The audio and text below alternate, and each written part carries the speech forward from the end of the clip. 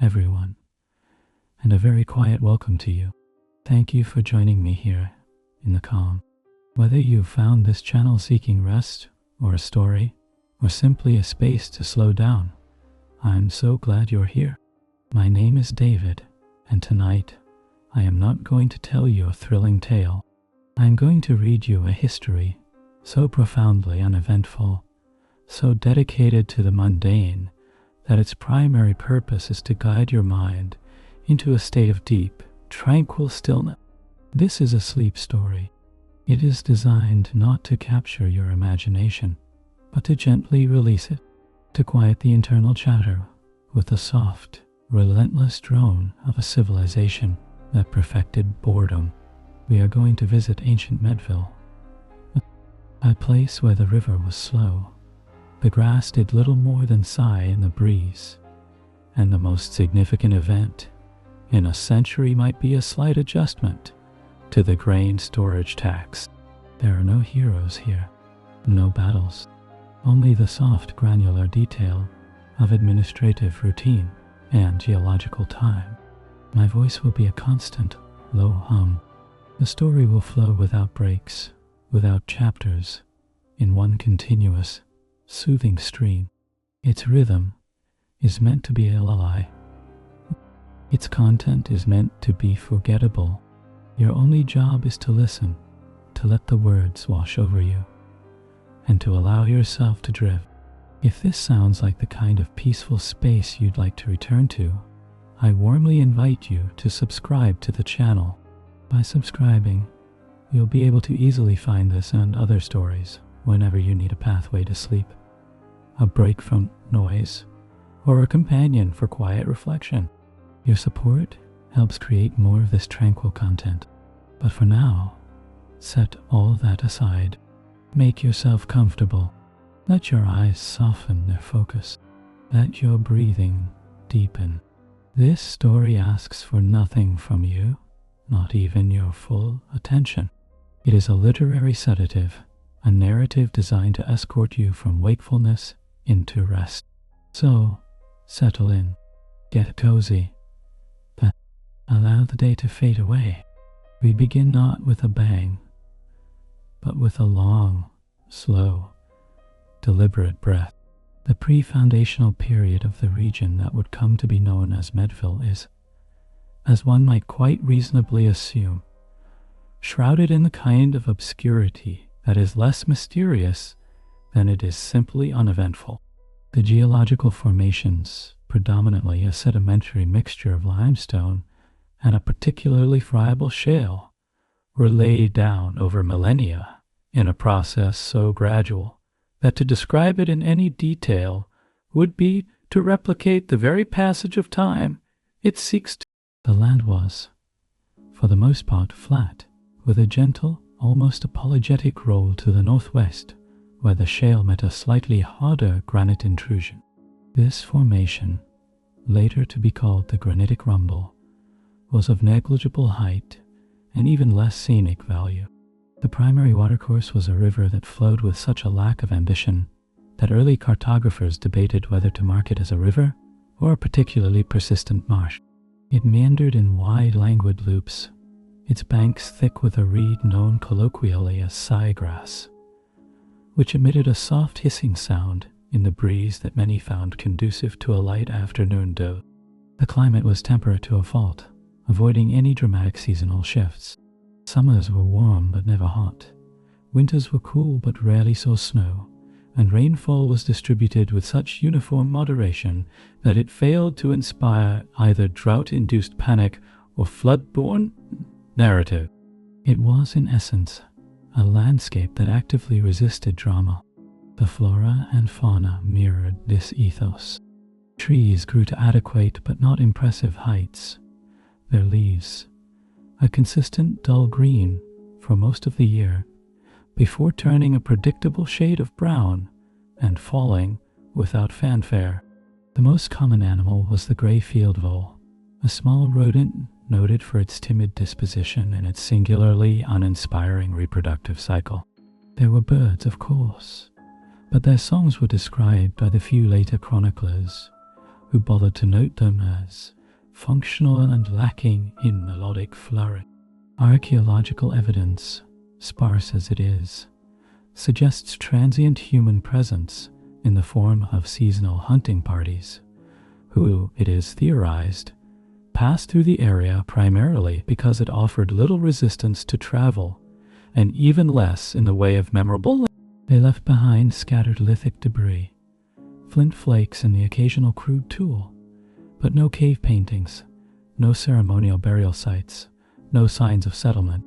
The tools themselves, when analyzed, are of a type common to a vast swath of the continent, indicating nothing special about the site. In short, the land that cradled Medville was a blank slate, not in the sense of possessing potential, but in the sense of being profoundly, comprehensively unremarkable. It existed, quietly and persistently, awaiting a confluence of circumstances so mundane that they could only give rise to a history of profound conventionality. The very air, one imagines, hung still and heavy with the scent of damp earth and siegrass, a natural lullaby for a world not yet asleep, but certainly not fully awake.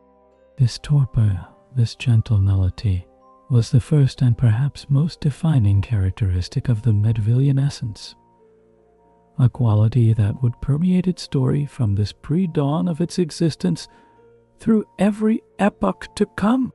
It is from this pool of stillness that the first ripples of something resembling society would eventually, and with considerable effort, emerge.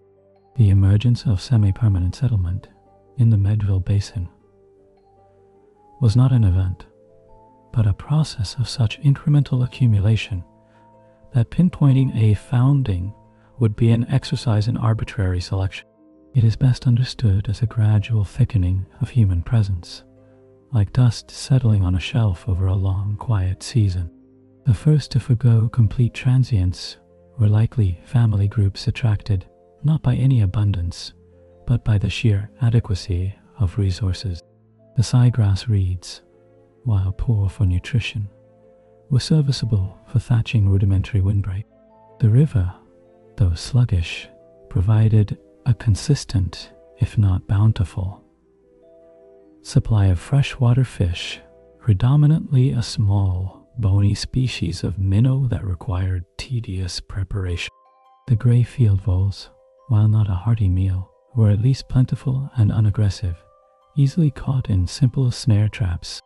This was subsistence of the most minimal order, a life lived at the very baseline of caloric necessity. These proto-Medvillians built huts from woven reeds and mud, structures that were neither waterproof nor windproof, but offered a marginal improvement over sleeping completely exposed. Their tools remained rudimentary: bone hooks for fishing, sharpened sticks for digging up the starchy roots of the siegrass, stone grinders for pulverizing vole bones into a gritty paste that could be stretched into a thin broth. Social organization was presumably based on kinship, with leadership, if it could be called that, falling to the eldest or the least objectionable. There were no conflicts over territory, because territory, in any meaningful sense, did not exist. The land's carrying capacity was so low that population density remained perpetually sparse. What little interaction occurred between these scattered family units was likely confined to occasional wary meetings, perhaps for the purpose of exchanging a particularly well-made grinding stone for a handful of reed seeds. There is no evidence of ritual, no shrines or totems. The dead were disposed of with pragmatic simplicity, often buried in shallow graves near the huts, sometimes simply left in a designated area downwind of the settlement. The most significant development of this era, and one that would set the tone for millennia, was the accidental discovery of a particular clay deposit near a bend in the river. This clay, when shaped and left to dry in the sun, firing it was a technology still far in the future, produced serviceable, if crumbly, bowls and jars. The first such vessel, reconstructed from fragments, is a lopsided, thick-walled pot with no decoration whatsoever. Its sole virtue was that it could hold things, albeit not very well, and not for very long if it got wet. Yet, this represented innovation. The making of these pots became a quiet, time-consuming activity, usually undertaken by those too old or too young for foraging. The pots broke often, but the clay was plentiful, and so the craft continued, unchanging for generations. Day bled into day with a numbing regularity. The cycle of waking, foraging along the riverbank, setting and checking vole snares, mending reed huts, and sleeping filled the hours. The weather varied little. The siegrass hissed, the river slid past. Children were born, learned a few necessary tasks, and grew into adults who performed them until they could no longer do so. This was not a harsh existence, nor an exciting one. It was an existence of profound routine, a low hum of activity barely distinguishable from the landscape itself. The people did not name themselves or their river. They simply were, and in this being, over centuries that left no individual mark, they established the foundational principle of Medville. Stasis. Change was not resisted. It was simply not conceived of. Life was a slow, continuous process of maintenance, a holding pattern against a backdrop of gentle decay and renewal. The sun rose and set on a people for whom ambition was an alien concept, for whom the horizon held no promise, only more of the same siegrass, the same clay, the same placid, meandering water. Their legacy was not one of monuments or myths, but of a profound and enduring accommodation with the mundane. The first detectable shift in the rhythm of Medville life came not from within, but from a slow external seepage of ideas from marginally more dynamic regions to the south. This was not an invasion, nor even a migration. It was more akin to cultural diffusion by osmosis, a process so lethargic it took several centuries to manifest in the material record. The concept of the plow, a simple art of fire-hardened wood, arrived in a degraded form, missing several key components that made it efficient elsewhere. However, the alluvial soil near the river, while not rich, was soft enough to be scratched by this imperfect tool. Similarly, the idea of domesticating animals trickled in. The local fauna offered few candidates, but a species of hardy, slow-moving goat that browsed on the tougher shrubs away from the river was eventually managed, if not fully domesticated. These goats gave little milk, and their meat was stringy, but they represented a slightly more reliable food source than the field vole. Crucially, the concept of seed cultivation arrived, a type of dull gray grain, a precursor to the later Medville drab wheat, was found to grow, albeit with low yields, in patches of cleared land. This marked the very tentative beginning of agriculture, though it would be generous to call it farming. It was more like assisted foraging. Seeds were scattered in a likely spot, and months later, a thin stand of stalks would be gathered. The true revolution, however, was the discovery of how to fire clay. This knowledge did not come as a flash of inspiration, but was likely the result of a pot being left too close to a hearth for too many generations, until someone noticed that the fire-blackened portion was harder. Mastering even a rudimentary pit firing technique took lifetimes of incremental improvement. The resulting pottery, while still coarse and often cracked, was a marked improvement. It could hold water without disintegrating, which meant grain could be stored for longer periods. This led to the first semblance of surplus, a concept previously foreign to Medville. Surplus, however minimal, necessitated protection, which led to the building of the first communal granary, a wattle and daub hut slightly larger and sturdier than the others, with a floor raised on stones to deter vermin. The guarding of this granary became the first communal responsibility, and from this thankless task, sitting through the night, listening to the siegrass and an occasional bleat of a goat, emerged the earliest notion of centralized authority. It was not a chieftain or a priest who first exercised power, but a granary warden. This position, likely rotational at first, carried with it the duty of rationing the grain in lean times and the faint, rarely used authority to chastise those suspected of pilfering. The settlement, now perhaps housing a few dozen souls, began to coalesce around this granary. Hoods were built in a loose circle around it, not for defense, but for convenience. A path, trodden by countless feet over years, were a faint line from the river to the granary to the main grazing pad. It was the first Medville road, unplanned, unadorned, and purely utilitarian. Social stratification was minimal but present.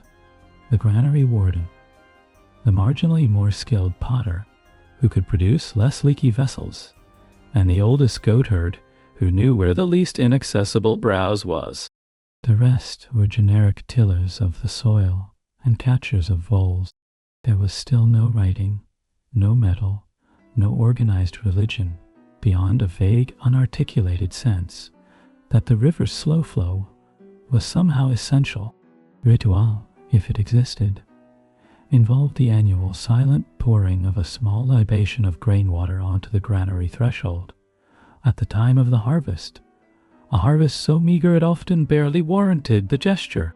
Life remained overwhelmingly focused on the procurement and conservation of calories. Yet a new layer of routine had been added. The seasonal cycle of sowing with hope, tending with minimal effort, harvesting with modest expectation, and storing with guarded optimism. The year gained a faint, pulsing rhythm, but the pulse was slow and weak.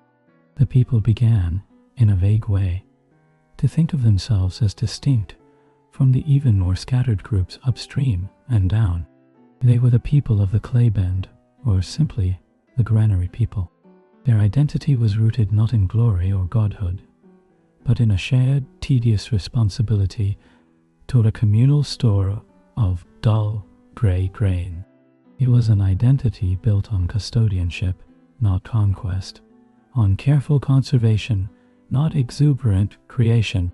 The deep, fundamental boredom of Medville had not been alleviated. It had merely been institutionalized. The consolidation of the granary settlement into something resembling a village, which later analysts would retroactively name Old Thatch, was a process measured not in years, but in generations of negligible change. The primary driver was not innovation, but a slow, almost imperceptible population increase.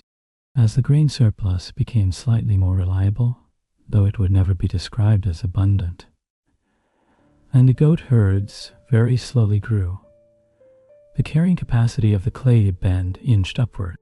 More huts were built, extending the loose circle around the granary into a slightly less loose cluster.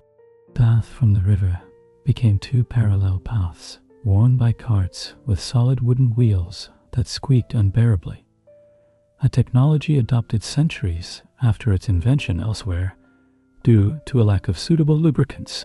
The social role of the granary warden evolved. From a rotational duty, it became a semi-hereditary position, not out of a desire for dynasty, but because the son who had watched his father perform the tedious accounting of seed and stored grain was simply the most logical candidate, having been exposed to the minutiae from child. The title became warden, dropping the granary, though the granary remained the center of his world.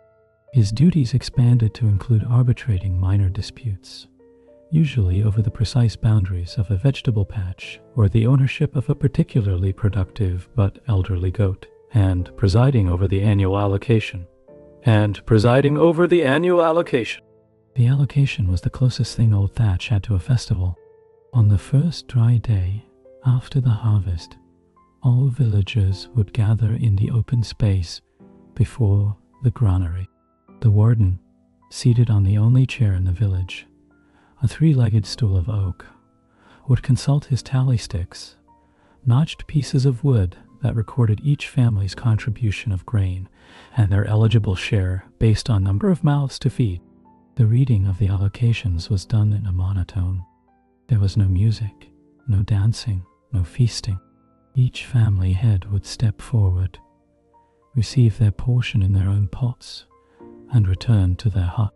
The entire affair was conducted in near silence, broken only by the coughs of the elderly, the shuffling of feet, and the distant hiss of the siegrass. It was administration in its purest, most unadorned form. During this period, pottery styles did evolve, but with a breathtaking lack of imagination. The basic bowl shape persisted. The only variation was in size. Some bowls were marginally wider, some marginally deeper. Decoration was non-existent, though a subtype of pot used for water storage developed a slightly thicker rim.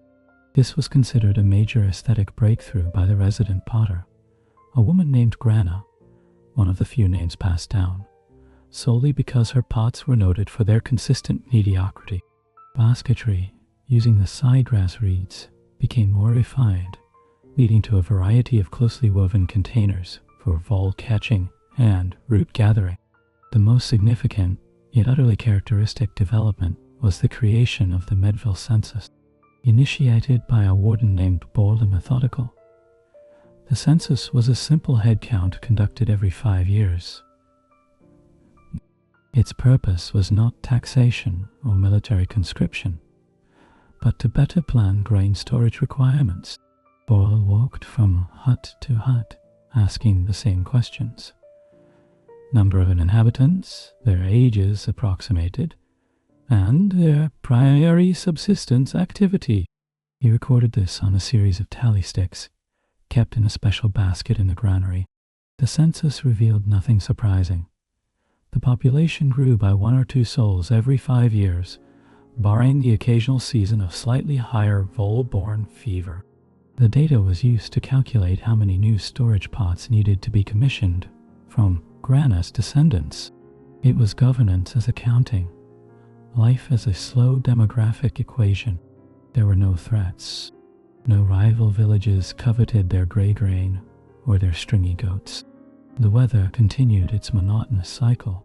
The people of Old Thatch lived, worked, reproduced, and died within a system so stable it was virtually calcified.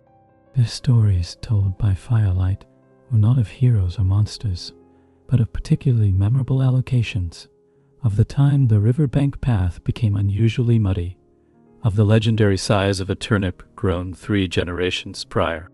Excitement was a deviation from the norm, and the norm was a deep, profound, and comforting tedium. The village was a self-perpetuating mechanism for the management of moderate scarcity, and it operated with the quiet, relentless efficiency of a slow-ticking clock in an empty room.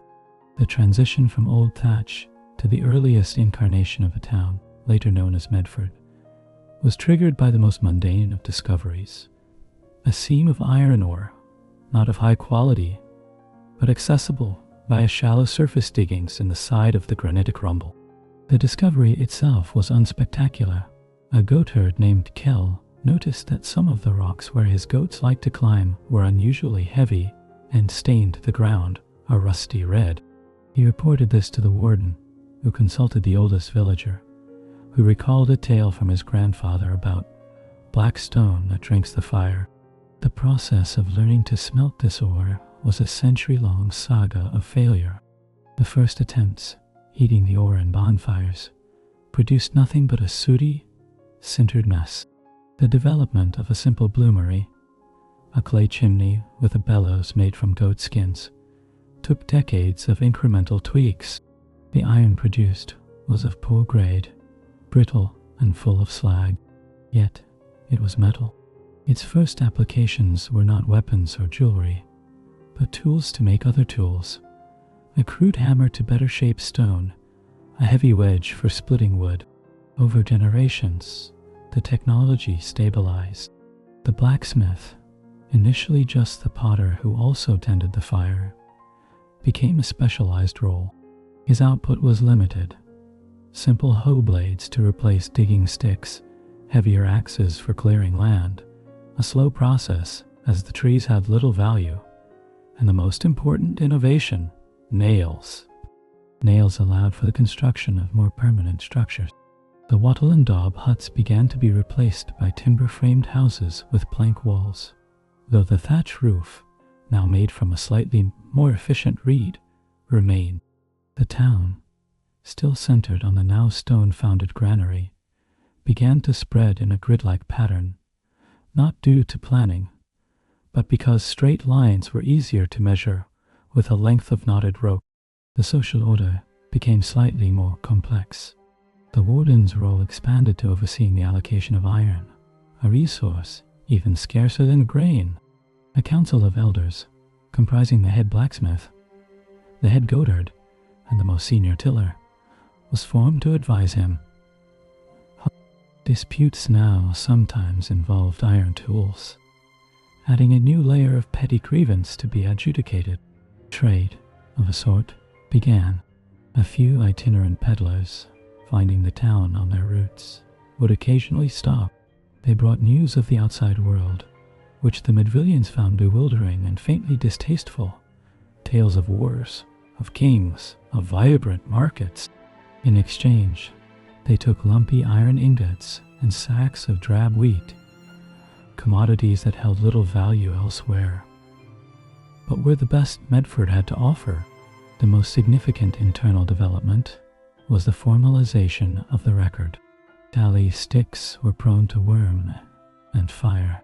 A warden named Orlin, the persistent, dictated that all important information, census data, grain yields, iron output, and the minutes of council meetings, be inscribed on clay tablets using a stylus. The script was pictographic at first, but quickly evolved into a cumbersome syllabic system, perfect for recording inventories and legalistic pronouncements, but wholly unsuited for poetry or narrative. The tablets were stored in a dedicated records hut next to the granary. The record keeper became a new official, a post often filled by those with poor eyesight from squinting at tablets all day.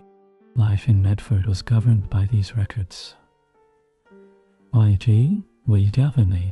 Everything was noted, filed, and referenced. The annual allocation became a more elaborate bureaucratic ritual, with the warden reading from a tablet while the record keeper checked entries. The blacksmith's output was logged. Even the yield of each family's vegetable patch was estimated for tax purposes, the tax being a small percentage of their harvest, stored in the granary for communal welfare. The concept of the public good emerged, defined entirely as the maintenance of the granary, the records hut, and the town's single, shallow well. There was no art. Decoration was seen as a frivolous waste of resources that could be used for a new hoe blade or a storage pot. Music was limited to the rhythmic pounding of grain in mortars. The people wore undyed wool and leather, cut in the simplest patterns. Their faces, as depicted in the few crude pictograms that survive, bore expressions of focused concentration or mild bewilderment, but never joy or rage. Medford was a society that had perfected the art of existing without living. It was a machine for the production and equitable distribution of meager sustenance, lubricated by a bureaucracy and forged from poor quality iron. The town's greatest achievement was not a monument, but a filing system. Its legacy was not a saga, but an archive of yield reports and population tables. The deep, resonant hum of boredom had been joined by the softer, persistent scratch of the scribe's stylus on wet clay. The period known as the Consolidation, which spanned roughly 3 centuries, saw Medford, the name slowly solidifying from common usage, reach its peak as a pre-urban administrative entity. It was an era defined not by expansion or conflict, but by the refinement and entrenchment of systems already in place. The grid of streets was formalized, each one given a functional designation, Grain Street, Iron Way, Goat Path, Clay Lane. Buildings, while still simple, adhered to a uniform, box-like style with peaked thatch roofs, mandated by a town ordinance to present a seemly and orderly front. The blacksmith's forge was relocated to the edge of town due to complaints about smoke, but the move was debated in the council for 11 years before a decision was reached. The granary was rebuilt in stone and timber, a project that took 40 years due to frequent pauses to reassess material costs and labor allocation. The most significant development was the codification of the Medford Legal Code. This was not a sweeping declaration of rights, but a painstaking compilation of all previous council rulings, wardens' judgments, and customary practices regarding property, inheritance, and civic duty. It filled 17 clay tablets and was notable for its mind-numbing specificity. For example, Tablet 6, Section 12 stipulated the exact compensation owed if a neighbor's goat ate the leaves, but not the tubers of one's root vegetables, with sub-clauses accounting for the age and health of the goat. The code was read aloud in its entirety at the start of every council meeting, a ritual that could take 2 full days and was chiefly used as a cure for insomnia. Governance became a complex, self-referential system. The warden was now elected by the council of elders from among their own number, based on seniority and a demonstrated proficiency in record-keeping. His power was checked by the record-keeper, who maintained the archives, and the tax assessor, a new role responsible for calculating each household's contribution to the communal store. These officials formed a tight, closed circle of authority. Their meetings were exercises in procedural minutiae, debating the optimal spacing for grain storage bins, standardizing the size of clay tablets for different types of records, and establishing protocols for the orderly queuing at the communal well. The population stabilized at around 500 souls. The census, now conducted with rigorous precision every 3 years, showed almost no net growth, as births were offset by deaths from routine ailments and the occasional accident involving agricultural implements. A sense of identity solidified. They were Medfordians, a people defined by their laws, their records, and their profound aversion to irregularity. The outside world continued to intrude in small, manageable ways. Traders came more frequently, now that Medford was a known, if uninspiring, source of iron and grain. They brought with them small luxuries. Glass beads, which the council deemed frivolous but permissible for private trade, and the knowledge of fermented beverages. The latter was adopted with characteristic caution. A small brewery was established under town control, producing a thin, sour ale that was rationed out on feast days, which now numbered 3 per year. The allocation, the census day, and the founding date of the records, Hutt, estimated. The ale did little to enliven the populace. It merely made the bureaucratic rituals seem slightly less protracted. The only cultural development of note was the Chronicle of Yield and Weather, an annual tablet inscribed by the record keeper. It contained entries such as Year of the Warden Boyle II, Spring rains adequate but late by 3 days, Drab wheat yield, 4 1/2 measures per sown measure, Vole population, moderate.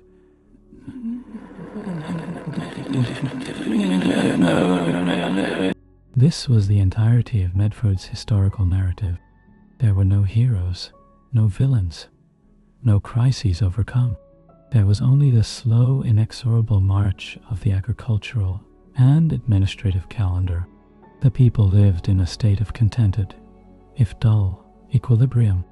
Ambition was viewed with suspicion, as it threatened to disrupt the careful balance of resources and responsibilities. Innovation was tolerated only if it demonstrably improved efficiency, and even then, it had to pass through layers of review. A proposed improvement to the bellows at the smithy was debated for 5 years before a scaled-down trial was approved. The defining sound of Medford was no longer just the sigh of the grass or the scratch of the stylus, but also the low murmur of committee meetings held in rooms lit by smoky tallow lamps, discussing matters of inconsequential detail long in night. It was a society that had built a perfect, self-sustaining cage of routine and regulation, and found within it a profound, if somnolent, peace. The transition from the town of Medford to the nominal city-state of Medville was, like all its transformations, gradual, undramatic, and largely administrative. The catalyst was not military conquest or economic boom, but a prolonged administrative dispute over grazing rights on the western slopes of the Granitic Rumble. The dispute between Medford and a smaller, even more obscure hamlet upstream called Rill's End festered for decades. It involved intricate arguments over historical precedents based on incomplete records, the interpretation of boundary markers, piles of stones that often got knocked over by goats, and the nutritional value of the scrubland in question. Medford's council, exasperated by the endless back and forth, finally proposed a merger.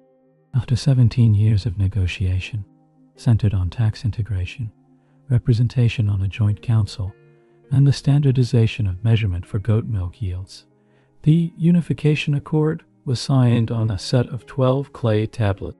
Rill's End was absorbed.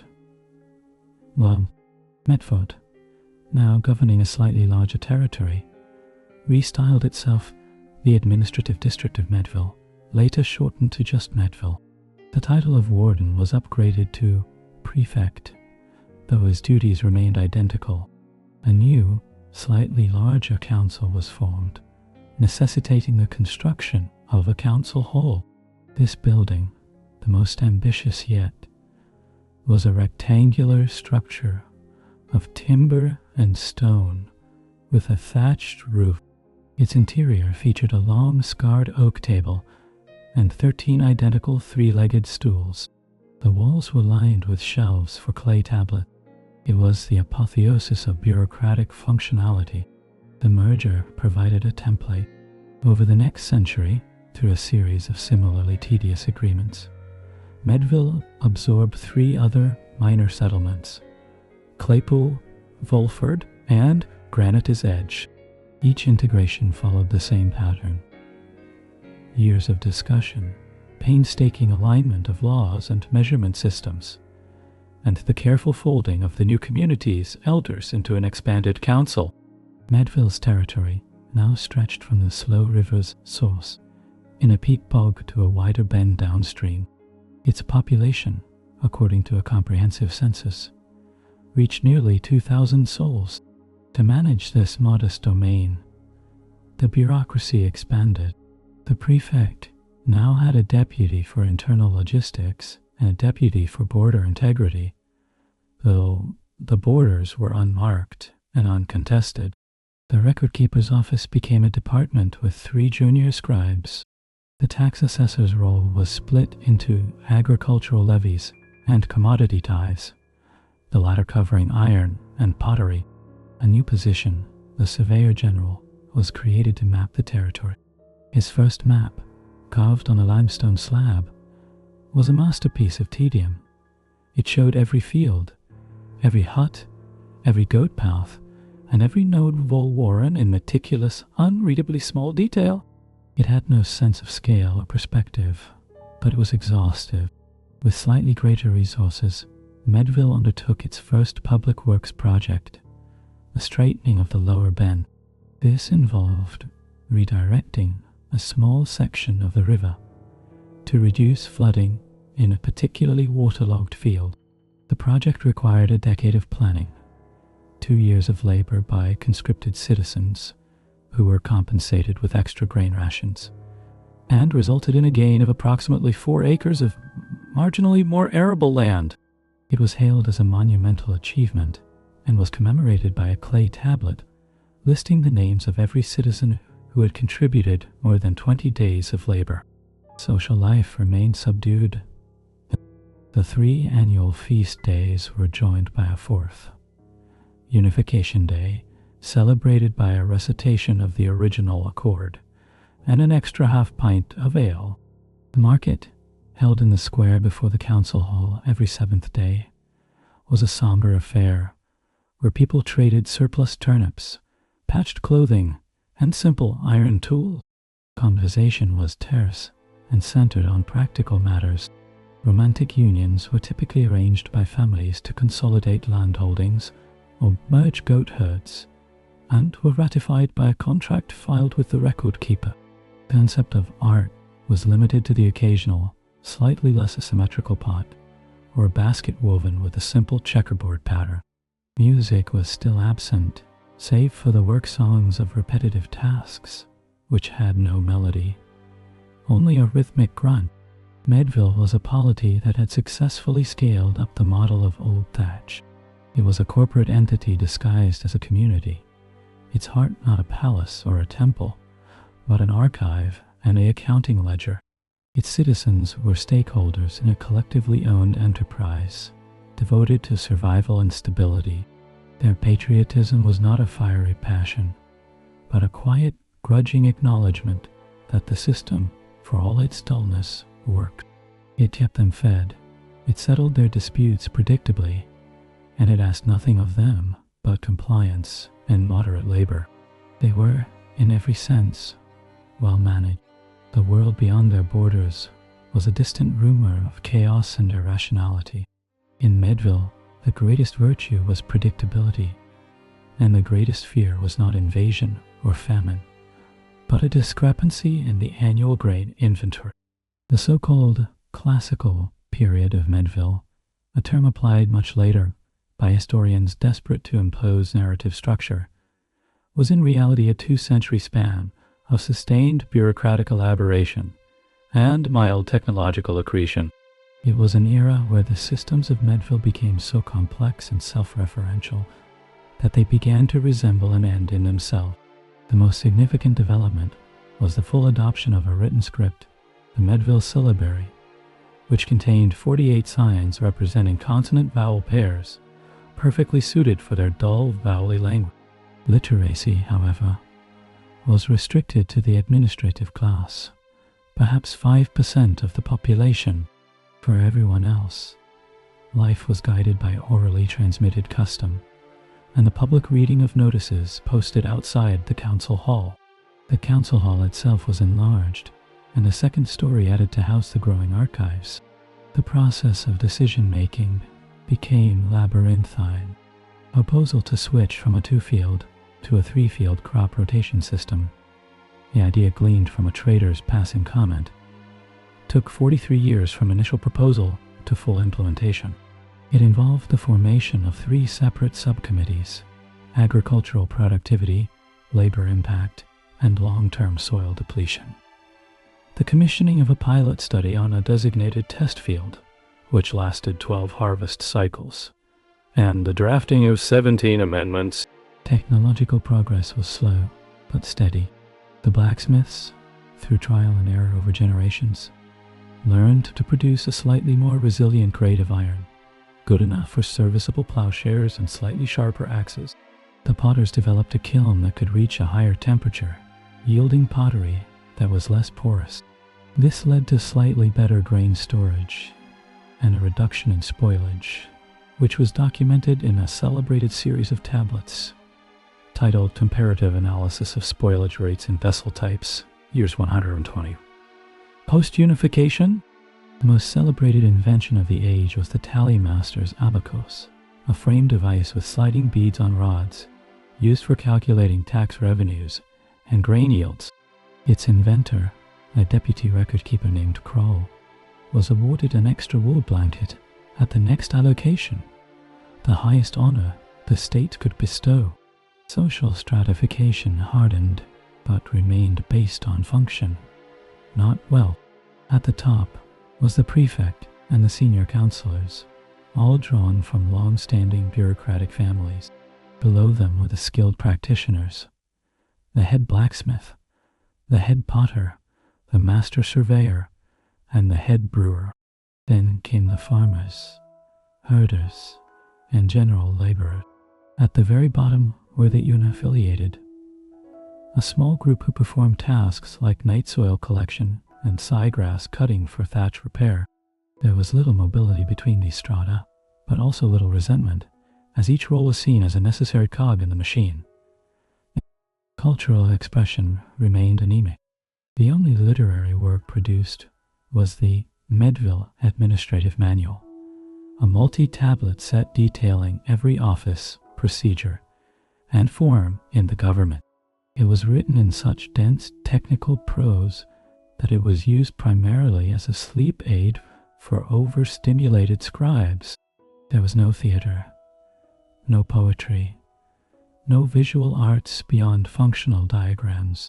The closest thing to philosophy was a school of thought known as calculated sufficiency, which argued that the ideal life was one where resources exactly matched needs, with a small, carefully managed surplus for communal security. Its chief proponent, Prefect Harl the Unwavering, was famous for a 20-year reign, during which the grain reserves never varied by more than 2% from their target, a feat of management still revered in administrative circles. Relations with the outside world were formalized. Medville established a Bureau of External Commerce, run by a dour official who negotiated fixed-price contracts with traders for iron and grain. He also compiled reports on foreign events, which were summarized for the council. These reports, dry and detached, spoke of distant wars, the rise and fall of empires, and natural disasters. The council listened, noted that Medville's systems had prevented such instability, and had filed the reports away. The people of Medville lived in a state of insulated contentment. Their houses were uniform, but weatherproof. Their diet was monotonous but sufficient. Drab wheat porridge, goat cheese, boiled roots, and the occasional vole stew. Their clothing was drab but durable. Their lives were governed by a calendar of planting, maintenance, harvest, and bureaucratic observance. They married, raised children who learned their trades, and died. Their names and vital statistics recorded on census tablets before being buried in the communal cemetery on the outskirts of town, their graves marked by small, undecorated stones, inscribed only with their name and years. It was a civilization that had achieved a kind of perfection. It had eliminated want, but in doing so, it had also eliminated wonder, passion, and any form of transcendence. The story of Medville was now less a history, and more an ongoing administrative report, its pages filled with data, its narrative arc as flat as the land it occupied. The great achievement of the classical period was not a Parthenon or a Colosseum, but a perfectly balanced ledger, maintained in perpetuity. The later centuries of Medville's independent existence are often glossed over by historians because nothing of apparent significance occurred. This period, sometimes called the Long Plateau, saw the civilization reach a state of such profound equilibrium that it became virtually static. The population, as per the now annual census, fluctuated between 1950 and 2050 for over 100 years. Grain yields varied by less than 5% season to season. Iron production met, but never exceeded, the needs for tool replacement and the occasional new construction. The bureaucracy, having solved or codified every conceivable internal issue, turned its attention inward, engaging in what can only be described as administrative onanism. Endless revisions were made to the legal code, refining clauses to absurd degrees.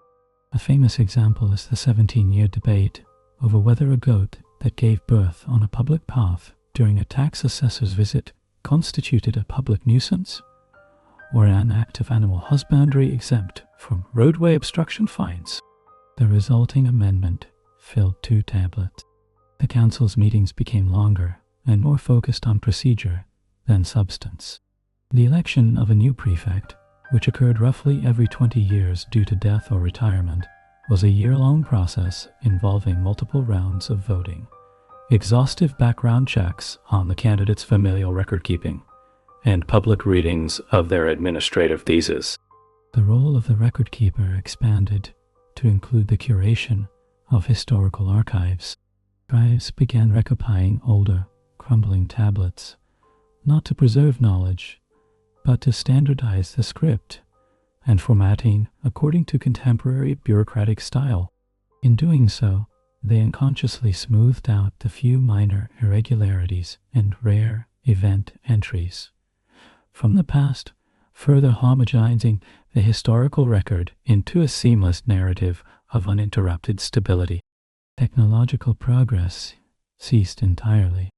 The blacksmith's craft had reached what was deemed its apex of utility. Further experimentation was discouraged as wasteful of resources. The potter's kilns produced the same array of bowls, jars, and storage containers. Even the design of houses was frozen by building codes that prioritized proven structural efficiency over any notion of comfort or aesthetics. A proposal to add a window to the standard house designed to improve lighting was rejected after a decade of study, concluded that the increased heat loss in winter would require marginally more fuel, complicating the fuel allocation formulas. The people, for their part, seemed content in their stupor. The annual festivals were observed with solemn, sleepy ritual. Conversations revolved around the minutiae of crop rotation, the best methods for mending a particular type of basket, and mild speculation about the weather. The concept of news ceased to exist, as nothing new ever happened. The Bureau of External Commerce still filed reports, but they grew shorter and less frequent as the traders themselves began to bypass Medville, finding its people uninterested in novelties and its exports underwhelming. Medville was becoming a backwater even to the outside world, which was itself a matter of complete indifference to the Medvillians. They had everything they needed within their own systems. The landscape continued its gentle, unchanging cycle. The siegrass hissed. The river, its straightened section, now as dull as the rest of it, flowed on. The grey field voles multiplied and died in their tunnels. It was as if time itself had slowed to a crawl within the borders of Medville, reluctant to disturb the perfect, dusty quiet of the place. The civilization was not in decline. It was in a state of suspended animation, a societal hibernation from which there seemed no need, and certainly no desire, to awaken. The records from this period are voluminous, but contain no information of value, only an endless recursion of self-documentation. It is the historical equivalent of white noise. The end of Medville, when it came, was not dramatic.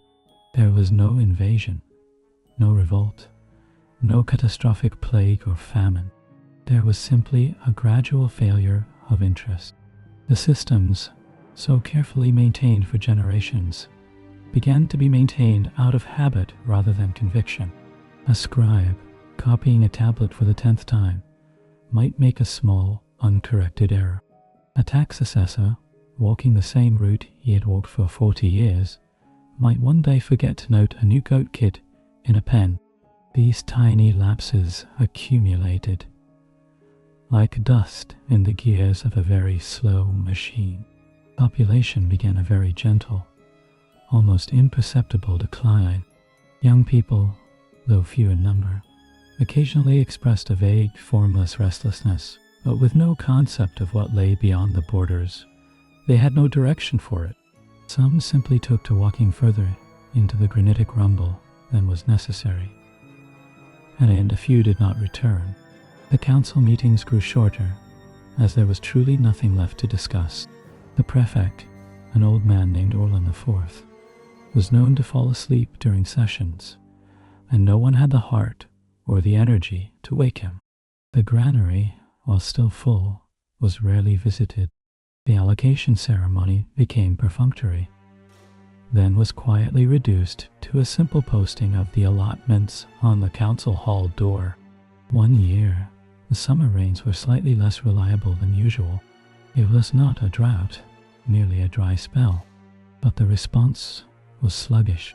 The irrigation channels, maintained for generations, had silted up in a few key places. The repair crews were slow to mobilize. The drab wheat yield that year was 15% below average. It was not a disaster. The reserves could easily cover the shortfall, but the process of distributing the extra grain was delayed by bureaucratic inertia. A few people went mildly hungry for a few weeks. It was the first tangible failure of the system in living memory. A faint collective sigh, deeper than that of the grass, seemed to pass through the town.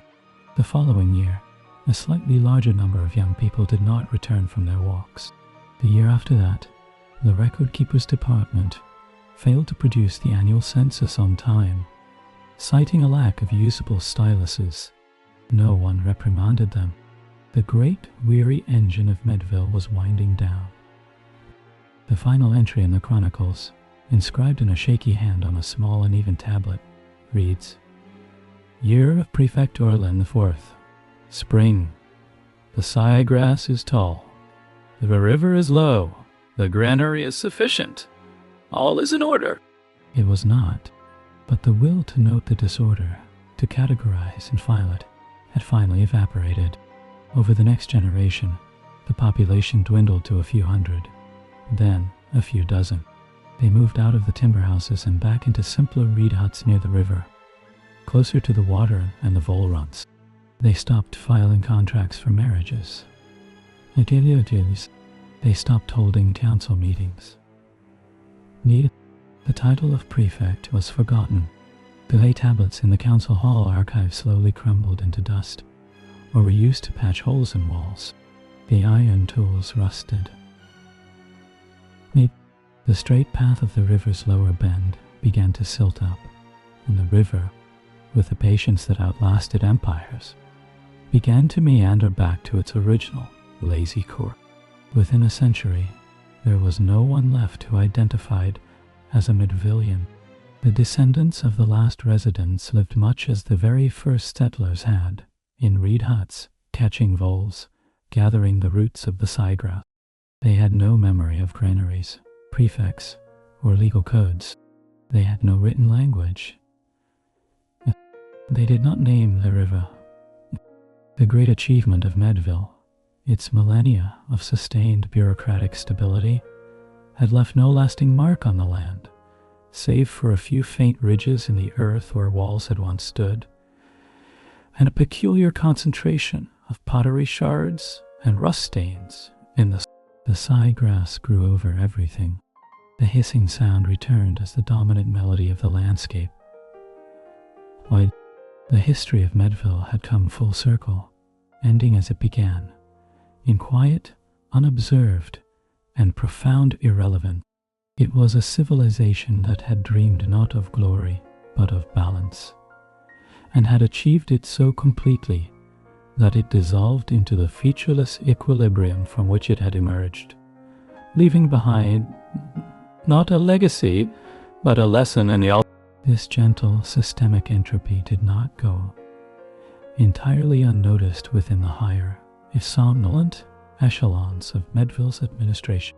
During the latter part of the Long Plateau, a prefect named Marl the Concerned, a title earned for his unusual habit of frowning slightly during grain yield reports, commissioned a special review.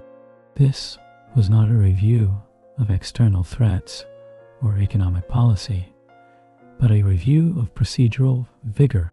A committee of 5 senior scribes was tasked with examining a random selection of administrative processes, from the filing of field rotation schedules to the auditing of the ale ration ledgers, to assess whether they were being followed with what the decree called the requisite thoroughness. The committee worked for 3 years. Their final report, contained on 23 clay tablets, was a masterpiece of ambiguity. It concluded that while no overt dereliction could be categorically proven, there was observed a certain atmospheric languor in the execution of duties, and recommended a renewed emphasis on the spiritual significance of clerical accuracy. This led to the Edict of Attentiveness, which mandated that all scribes and officials begin their day with a moment of silent contemplation on the importance of their specific task to the overall harmony of Medville. The edict was observed for approximately 6 months before it was generally forgotten.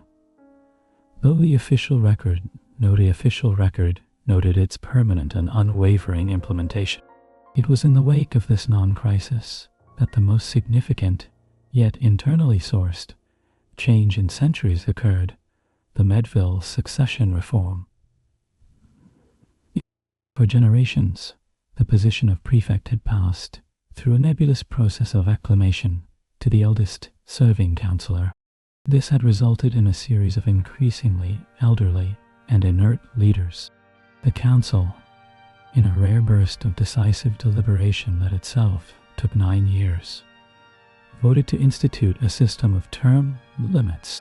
Henceforth, a prefect would serve a single term of 25 years, after which they would be required to an advisory role. First prefect elected under this new system was a relative youngster of 52 named Corbin the Adequate. His chief qualification was an unimpeachable record in the Bureau of Granary Inventory, where he had once corrected a century-old compounding error in the seed reserve calculations. His reign was defined by a single, moderately energetic initiative: the Great Tax Reassessment.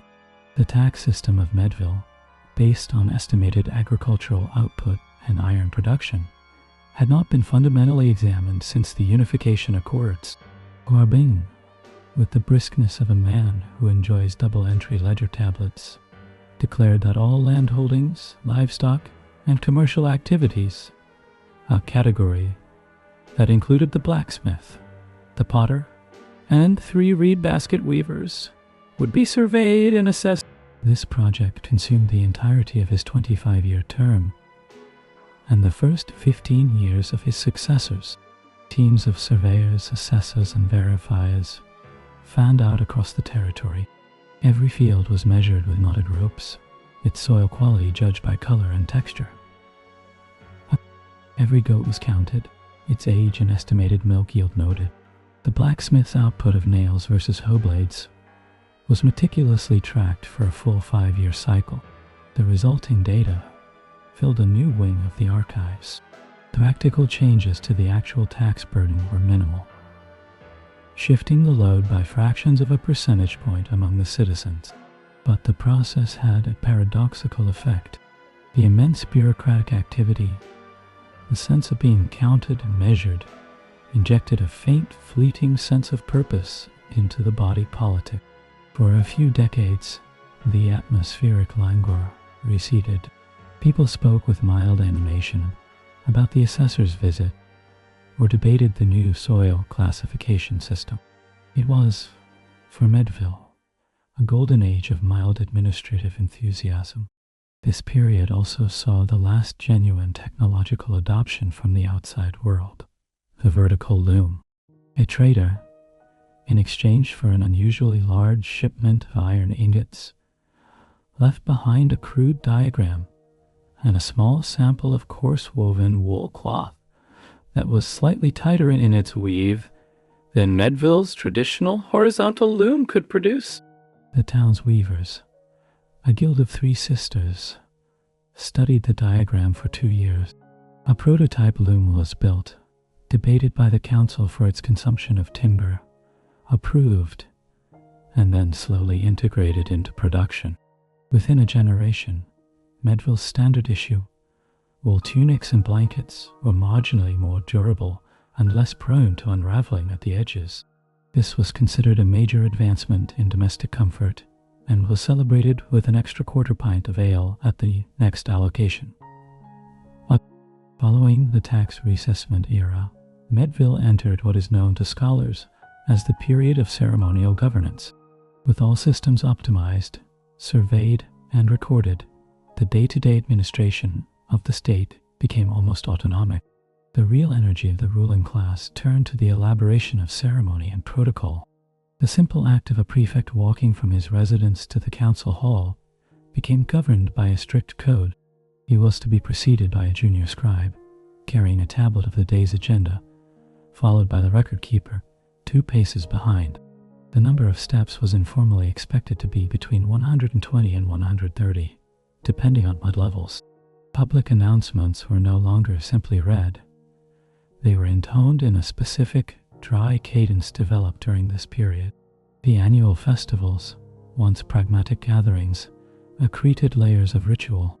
The allocation ceremony now included a procession where the oldest living citizen, who was often hard of hearing and confused, was given a symbolic sheaf of drab wheat to hold. Unification Day featured a recitation of the entire original accord, a task that took 4 hours and was performed by a rotating roster of scribes who trained their whole lives for the honor of delivering clauses regarding goat milk standardization. It was during this time that Medville developed its closest analog to an artistic tradition, bureaucratic calligraphy. With the content of tablets being so monotonously predictable, aesthetic value began to be placed on the form. A fine hand was one that could inscribe the perfectly uniform, angular symbols of the Medville syllabary with unwavering consistency, straight margins, and an exquisite balance of spacing.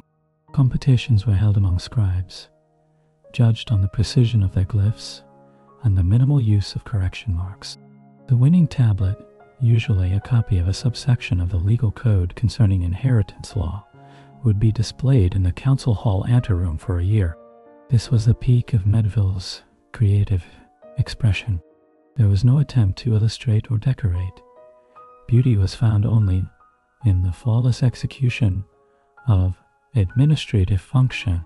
The stability of this period was such that Medville's historical consciousness shrank.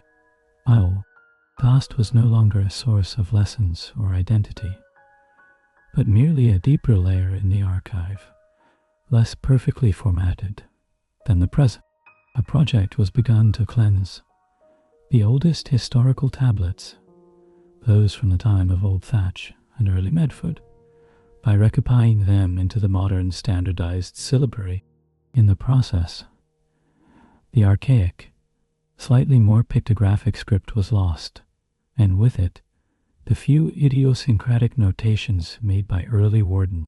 The chaotic, uncertain origins of the settlement were thus rewritten into a narrative of preordained linear progression toward bureaucratic order. The Chronicle of Yield and Weather was formally discontinued, as it was deemed redundant with the tax and census data.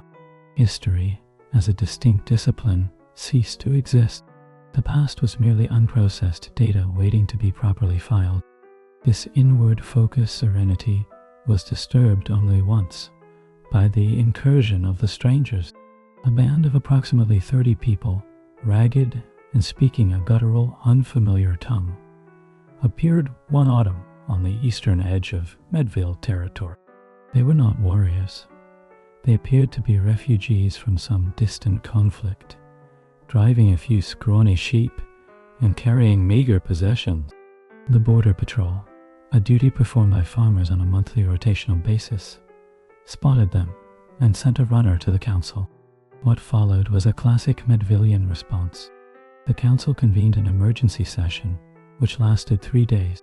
The strangers, meanwhile, camped morosely by a creek. Debate raged over the relevant statutes, the law of unclaimed grazing, Tablet 9, the protocols for non-treaty peddlers, Appendix C of the Commerce Code, and the overarching principles of communal security.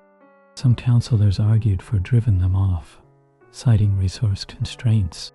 Others, more legalistically minded, argued that as they had not technically crossed the marked border, a series of now faded posts, no action could be taken until they did. Prefect Gen, a man known for his literal interpretation of the lunch break ordinance, finally proposed a solution. A delegation would be sent to offer the strangers a strictly limited trade. They would be given 5 sacks of drab wheat and 10 clay pots in exchange for their 6 sheep, after which they would be strongly encouraged to continue their journey westward.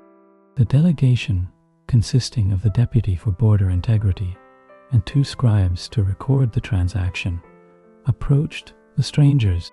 The offer, communicated through clumsy gestures, was accepted with what appeared to be bewildered relief.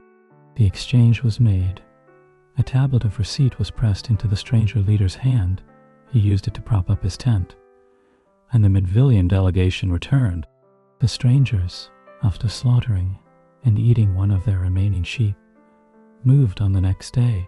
In the council archives, the event was logged as successful resolution of external demographic pressure via barter protocol.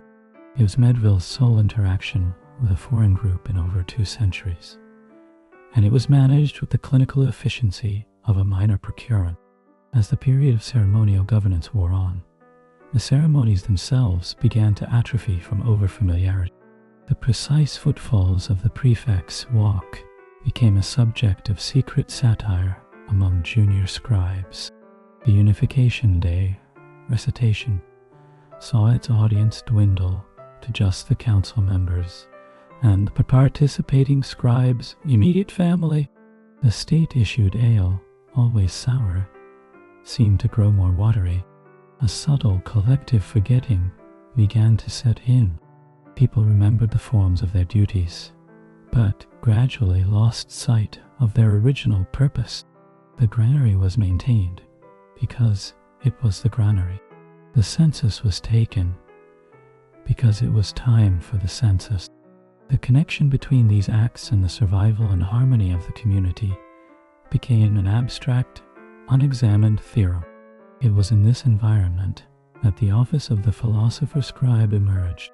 This was not an official title, but a term applied by later historians to a series of record keepers in the late ceremonial period who began to insert small, speculative glosses into the margins of administrative tablets. These were not rebellions, but quiet, puzzled musings. On a tablet recording a particularly average barley yield, a scribe might add, in tiny precise script, "The earth gives what it will, harder numbers but follow."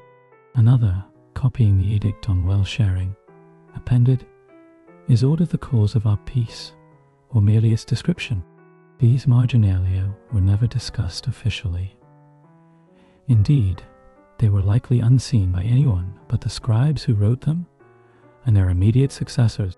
But they represent the first flicker of a meta-consciousness in Medville, a faint, bewildered questioning of the very system that had defined existence for so long that it was indistinguishable from nature itself.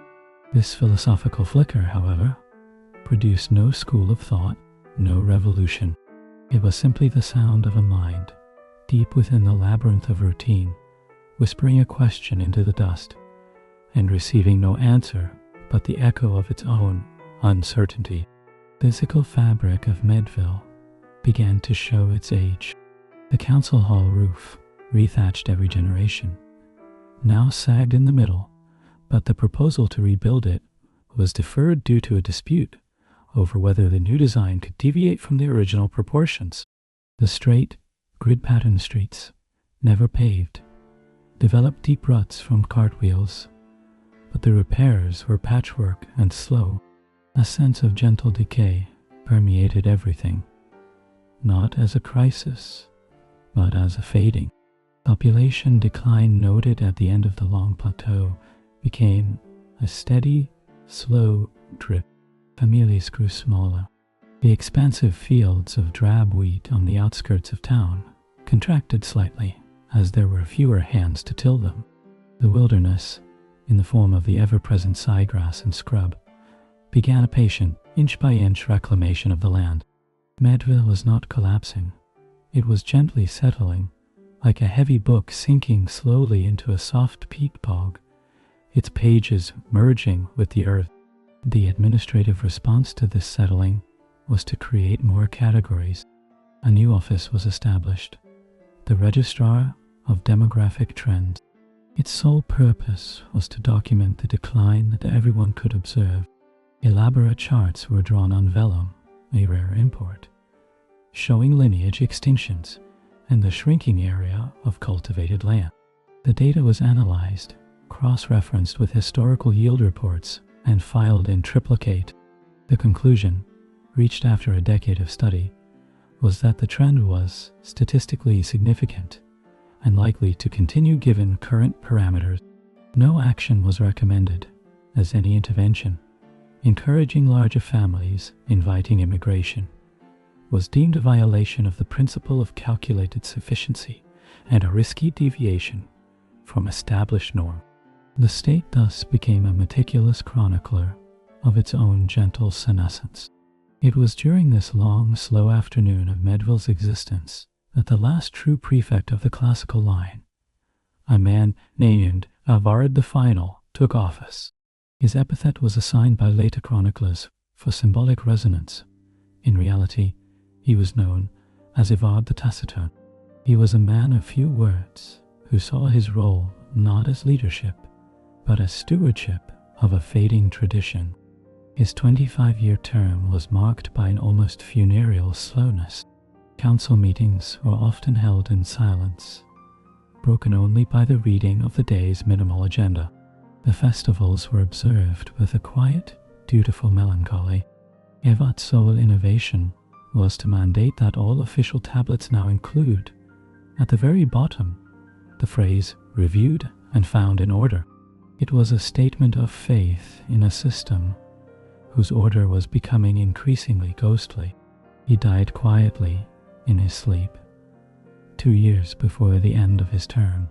According to the succession reform, a new prefect should have been elected, but the council, its numbers diminished, and its members aged, could not muster a quorum. No one protested. The office of prefect, like so many things, simply lapsed into abeyance. The deputy for internal logistics continued to coordinate the grain storage. The record keeper continued to inscribe the census, though now it was just a list of names updated when someone noticed a death. The government did not fall. It evaporated, leaving behind the hollow forms performed out of lifelong habit by the remaining few who remembered the steps. The final century of Medville as a coherent entity is poorly documented because documentation itself became sporadic. The last decipherable tablet from the Central Archive is a census record listing 117 souls. It is followed by half a tablet containing the beginning of a property transfer for a goat pen, the script trailing off into an illegible smear as if the scribe had put down his stylus and never returned. The people did not vanish. They simply ceased to be Medvillians. The great-grandchildren of the last councillors were born into a world where the council hall was a crumbling empty shell used to store hay. The legal code was a memory of old people's stories about the rules, vague and unspecific. The granary was still used, but its management was a local, family affair, not a civic duty. The knowledge of iron smelting was lost. When the last tools broke or rusted away, they were replaced with bone and sharpened stone. The wheel, that squeaking marvel, was forgotten. Goods were dragged on sledges or carried. The written language survived for a time as ceremonial markings on burial stones, then faded away entirely. The land endured, unchanged. The river meandered. The side-grass hissed in the constant, mild breeze. The grey field voles multiplied. The descendants lived in small, scattered family groups along the river, their lives once again a simple cycle of subsistence. Waking, checking vole snares, gathering water, mending reed huts, sleeping. They had no name for themselves or the river. They did not know that their ancestors had, for a span of millennia, built a civilization dedicated to the meticulous administration of boredom. They did not know that a vast archive of their history, an epic of yield reports and procedural debates, was slowly turning to mud in a collapsed building nearby. If they stumbled upon a clay tablet shard, they might find the strange markings mildly interesting before tossing it aside. The story of Medville was over. It had achieved its ultimate purpose.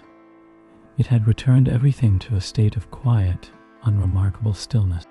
The grand narrative of history had, in this one place, concluded not with a bang, nor even a whimper, but with a long, slow, deliberate sigh, perfectly harmonized with the grass, before dissolving into an endless, dreamless sleep. The period immediately following the lapse of the prefecture is most accurately termed the era of residual procedure. The great systems of Medville did not shatter. They frayed, one thread at a time, over the course of 3 generations.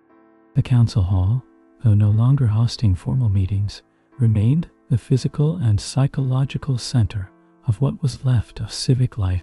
The eldest descendant of the last record keeper, a woman named Lissa, took it upon herself to air out the tablet storage rooms once a season, brushing dust from the shelves with a fan of siegrass reeds. She could not read the glyphs, but she knew they were important. She would sometimes sit on the 3-legged stool, its oak now worm-eaten and unstable, and gaze at the walls of inscribed clay, feeling a weight of solemn responsibility she could not articulate. She was, in effect, the archivist of a library whose language was dead, its contents meaningless, except as a monument to meaning itself. She taught her son, Dan, to do the same. His ritual included not only dusting but attempting to replicate the marks he saw on a wax tablet, creating beautiful, nonsensical patterns that pleased him. The act of preservation had become divorced from the thing preserved, a hollow liturgy. Meanwhile, the practical functions of the state devolved to a neighborhood level. The grain from the communal fields was still brought to the stone granary, but there was no warden to allocate it. A loose, unspoken system emerged, based on seniority and need, mediated by the faint, residual memory of fairness. Old Boren, who had once been a junior scribe's assistant, would stand by the door as people came with their sacks. He would nod if the amount taken seemed appropriate, or clear his throat pointedly if a load looked overly ambitious. There were no tallies, no tablet. It was governance by social cue and vague communal memory, and it worked adequately because the population was small and the surplus, while diminished, was sufficient for the reduced number of mouths. The blacksmith's forge fell silent first. The last true smith, a man named Carr, knew the rituals, the bellows, the charcoal, the careful heating of the poor ore, but the demand had dwindled. A single iron plowshare could last a lifetime, and was often reforged by Carr's father into smaller tools. When Carr died, his son, Jorn, had only a partial understanding of the craft. He could maintain a fire and heat existing metal enough to hammer it back into shape. But the secret of smelting new iron from the rocky ore died with Carr. The community's metal slowly dwindled. A hoe blade would break and be repaired with a clumsy bind of sinew and wood, making it less effective than the original digging stick it had replaced centuries before. The last nail was used around the year 120 post-prefect to mend a wooden bucket. It was noted in Jorn's memory as a day of significance, for he knew no more would come. Within 50 years, the forge was a ruin. Its clay chimney collapsed, and the concept of new metal became a legend told to children, a story of a time when things were harder and brighter. Pottery suffered a similar fate. The skill of building a kiln hot enough to vitrify clay was lost. Potters returned to sun, drying their wares. Thoughts regressed to the thick, crumbly vessels of the clay-bend people, useful only for dry storage. For carrying water, people again used woven, pitch-lined baskets or hollowed-out gourds. The elegant uniform shapes of the classical period were found in shards in the middens, and children would play with them, unaware they were looking at the peak of their civilizations. aesthetic and technical achievement. The most poignant decay was that of the written word. For a time, writing persisted as ceremonial decoration. The grandson of the last philosopher scribe, a man named Pell, would inscribe glyphs on the threshold stones of new huts, copying sequences from broken tablets he found. He believed they warded off vole infestations. The glyphs were often backwards or nonsensical combinations, but their shape held power. Marriage agreements, once complex contracts on clay, became verbal promises witnessed by the community. But the old habit of marking the agreement persisted. The couple would press their thumbs onto a soft clay disc Pell had prepared, and he would incise a circle around them, a faded echo of a seal of office. This disc was then baked in a domestic hearth, often cracking, and kept on a shelf. It was no longer a legal document, but a token, its true origin forgotten. The straight grid of Medville streets, that triumph of unplanned order, began to blur. Without a surveyor general or any concept of public works, paths began to follow the easiest route from hut to river, hut to field. The straight lines were cut by diagonal desire paths. Weeds grew in the unused central square. The council hall's thatch roof, unreplaced for decades, developed a hole in the north corner. The first season, rain damaged a shelf of tablets detailing 3-field rotation proposals. The tablets dissolved into multicolored mud, their information lost forever. Lissa's grandson, tending to his duty, saw the damage and felt a deep, formless grief. He stacked the intact tablets from the wettest area into the drier center of the room, but he did not repair the roof. The knowledge and the will to organize such a repair were no longer housed in the same mind. The building and its contents were on separate converging paths to oblivion. Population decline was not a tragedy, but a quiet fading. Families had 1 or 2 children, not out of design, but from a lack of vitality. The world was small. The future was a repetition of the present, and the urge to populate it fiercely had left the Medvillians generations ago. Some young adults, sensing the enclosing dullness, would simply walk away into the rolling scrubland beyond the granitic rumble, never to return. They were not seeking adventure or a better life, for they had no concept of either. They were merely following an instinct to move, away from the weight of the silent archives and the whispering grass. Their departures were noted, discussed softly for a few days, and then absorbed into the general background of loss. The community shrank to a village, then to a hamlet. The outermost fields of drab wheat were left fallow, and the side-grass crept in, its roots breaking up the carefully tended furrows of centuries. A pivotal moment entirely unremarked at the time was the last census. Old Boron's great-nephew, a thoughtful boy named Tell, had been instructed in the ritual. Using a sharpened stick on a smooth patch of clay, he attempted to list the inhabitants. He knew the names, but the old categories, farmer, herder, smith, scribe, had blurred beyond recognition. Everyone did a bit of everything now. He listed the names in a single column. He then, feeling the tablet was incomplete, drew a rough picture of a vole beneath them. He left the tablet to dry in the sun on the steps of the council hall. A rain shower that evening washed the unfired clay into a gray smear, the names and the vole image merging into a single.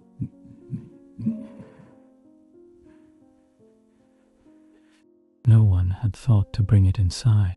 The institutional memory of the census and of writing as a tool for governance ended not with a decree, but with a minor act of meteorological indifference. The next phase can be termed the folkloric period. What remained of Medville's history and laws transformed into oral tradition, a process of simplification and misunderstanding. The elaborate legal code, once 17 tablets of dense stipulation, became a handful of proverbs. A kid shares its mother's milk was used to settle grazing disputes, a distant, mangled remnant of the laws on goat herd inheritance. The straight line gathers no water, was advice about path making, but originated in a Surveyor General's manual about drainage. The great prefects were remembered not as administrators, but as mythical, somber giants. Harl the Unwavering became Old Stone Harl, who could sit so still that moss grew on him while he calculated grain stores. The Unification Accord was recalled as a tale of two brothers, Med and Vil, who decided to stop arguing over a goat and share it, thus founding the town. The truth was too tedious to survive. The community shaped its past into parables that could fit around an evening fire. Lessons stripped of all context and bureaucracy. The physical reclaiming of the land by its default state was a patient, relentless process. It did not advance in leaps, but in incremental, seasonal victories. The first major collapse was the granary roof. The central beam, hewn from an oak that had been old when old thatch was young, finally gave way to rot and beetle infestation. During a winter of particular damp, windless weather, it fell in on itself with a soft, sighing crash, burying the last reserves of communal grain under a mound of rotten thatch and splintered timber. The community salvaged what grain they could, but the structure was never rebuilt. From then on, each family stored its own meager harvest in pits, lined with stones, or in their own huts. The concept of a communal reserve, the very seed from which Medville had sprouted, was gone. The stone foundations of the granary remained, and for a few years, people would refer to the old stone place when giving directions. Then even that reference faded as new paths avoided the rubble. The siegrass was the primary agent of reclamation. Its feathery seeds, carried on the perpetual breeze, took root in the cracked mud between abandoned house stones, in the ruts of unused streets, in the very floor of the collapsing council hall. It grew with a gentle persistence, its roots further unsettling foundations, its stems providing cover for field voles, whose tunnels then undermined walls. The straight line of Clay Lane vanished first, swallowed by a uniform meadow of hissing gray-green. Within 2 human lifetimes, only the central cluster of still inhabited huts and the stark crumbling shell of the council hall remained as clearings in the ever-advancing grass. The final generation of those who carried specific, actionable knowledge of the old ways died within a span of 20 years. The last was an ancient woman named Myra, who is remembered in the subsequent oral tradition as Granny Myra of the Marks. She was the great-granddaughter of Lissa the archivist. In her youth, she had learned from her mother a few of the glyphs, not their meaning, but their names as her family had invented them. A squarish glyph with a line through it was house. A wavy line was water. She would point to these unfallen tablets and say the words, a game that had lost its purpose. She was also the last person who knew the recipe for the state ale. Not that anyone had brewed it in 50 years. She described it once, near the end, to a disinterested child. You take the gray grain, you let it sit in water until it smells sour, then you wait. The child wandered off.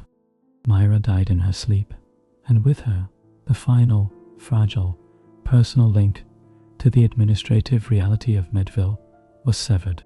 What remained was archaeology. The community that persisted was now simply a small gathering of families by the riverbend. They lived in reed huts much like those of the pre-granary era. They caught voles with snares, gathered roots, and cultivated tiny, haphazard patches of the grey grain, more out of tradition than necessity. They had no name for themselves. If asked, they would have said they lived by the river where the old stones are. The grandeur of Medville was to them an ambient presence, a landscape feature. The tumbled stones of the council hall were a place where children were told not to play for fear of collapses.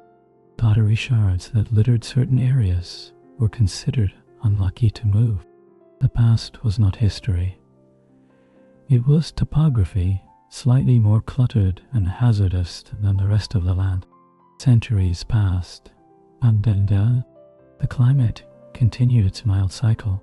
The river changed its course slightly, as it had always tended to do, silting up the straightened lower bend until it was an unrecognizable bog. The granitic rumble weathered by microscopic degrees. The descendants of the Medvillians intermixed with tiny, scattered groups from beyond the hills, people whose own histories were equally forgotten. The language changed, absorbing new words, losing the old ponderous syllables of bureaucracy. The hiss of the siegrass was the one constant sound. Then, millennia later, men and women from a different, vibrant, restless world arrived with tools of steel and a thirst for knowledge. They were archaeologists from a distant university. They had seen the unusual, rectilinear patterns on aerial surveys. The ghost of Medville's street grid, visible only as faint discolorations in the siegrass. They set up a dig. What they found both thrilled and profoundly confused them. They uncovered the stone foundations of the granary first, then the post holes of the grid streets. Their excitement peaked when they broke into the collapsed but largely intact council hall archive. They found not the treasures of a king or the art of a sophisticated culture, but a room after room of stacked clay tablets, millions of words. They painstakingly cleaned, photographed, and began the work of decipherment. It took them years. The syllabary was cracked through patient analysis of repetitive administrative formulae. Their interpretations, however, were projections of their own dynamic world onto Medville's static one. The mountain of data convinced them they had found a major economic hub, a central administrative node for a vast forgotten empire. The endless yield reports were seen as evidence of titanic agricultural production and complex tribute systems. The legal code was interpreted as the rigid, oppressive framework of a totalitarian theocracy obsessed with control. The Chronicle of Yield and Weather was misread as a religious calendar, its notations of moderate vole populations seen as cryptic references to a rodent deity.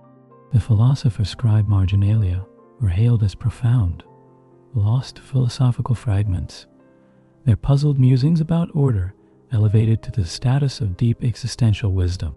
They completely missed the point. In their scholarly papers, they spoke of the Medville civilization's startling emphasis on bureaucratic management, its apparent lack of martial focus, and the puzzling absence of clear elite burials or monumental art. They theorized a plague, an environmental catastrophe, or a sudden peaceful mass emigration to explain its disappearance. They never considered the truth that Medville was not a civilization that had failed, but one that had succeeded perfectly in its own terms, and then, its purpose spent, had simply allowed itself to stop. There was no catastrophe. The peak of Medville was not the classical period, but the long plateau that followed it, and its end was not a death, but a dissolution back into its component parts. People, grass, clay, and quiet. The archaeologists packed up their most interesting tablets, the ones with the philosophical marginalia, a few examples of the fine calligraphy, the unification accord, and shipped them to a museum in their bustling, noisy capital. The rest were reburied for preservation. The site was marked with a plaque, Medville Archaeological Site, Center of a Late Neolithic Administrative State. Tourists rarely visited. It was out of the way, and there was nothing pretty to see, just low stone lines in the earth, and a reconstructed hut that looked boring. The siegrass, trimmed back during the dig, grew back over the excavation trenches within a few seasons.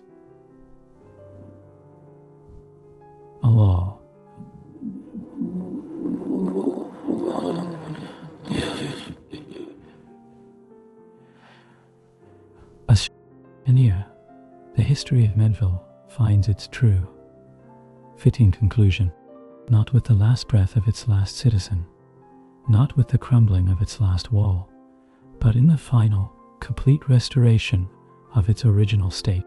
The story returns to the landscape. The river meanders, wider now in some places, narrower in others.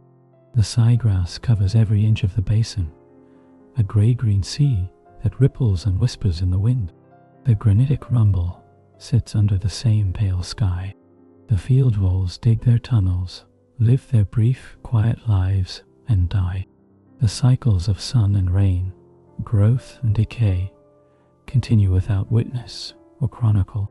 The great ambitious project of human order that was Medville, the granaries, the laws, the records, the ceaseless effort to quantify and manage a profoundly unexceptional existence, left a scar so faint that even the experts could only see what they. The clay of its tablets has, in most cases, returned to the riverbank from which it was dug. The iron ore is still in the rumble. The memory of prefects and scribes is less substantial than the scent of damp earth after a light rain. Medville achieved what no other civilization has. It made boredom sustainable, then permanent, and finally, it transformed boredom into a kind of eternity. Its legacy is the lesson that not all stories have a moral. Not all histories have a lesson, and that the most profound impact a society can have is to eventually leave no trace that alters the essential, quiet rhythm of the world. The ultimate sleep story is not one that lulls you to sleep, but one that mirrors the condition of sleep itself. A cessation of narrative, a surrender of consciousness, a return to a state where nothing happens, and that nothing is vast, deep, and utterly. The history of Ancient Medville is that return, written across 300 centuries, word by uneventful word, until the last word is not a period, but a slow, seamless blending into the sound of the wind over an endless, unbroken field of grass. The archaeologists' departure marked the final, fleeting disturbance in the long silence of the basin. Their trenches, neat rectangles cut into the siegrass, slowly filled with wind-blown dust and seed. Within a decade, the only signs of their work were a few unnatural straight edges visible only to the most discerning eye from the crest of the granitic rumble, and the small, weathered plaque by the overgrown track that had once been Ironway. The plaque, made of a metal that did not rust in the mild climate, slowly dulled. Its inscription, already a misinterpretation, was further eroded by the elements until it became a mottled sheet of gray, its letters legible only through touch. The handful of reconstructed reed huts, built by the archaeologists as an interpretive display, fared less well. Without the constant, low-grade maintenance that had been the rhythm of ancient Medville life, they succumbed quickly. The bindings of sinew and grass rotted. The thatch sagged, then collapsed inward.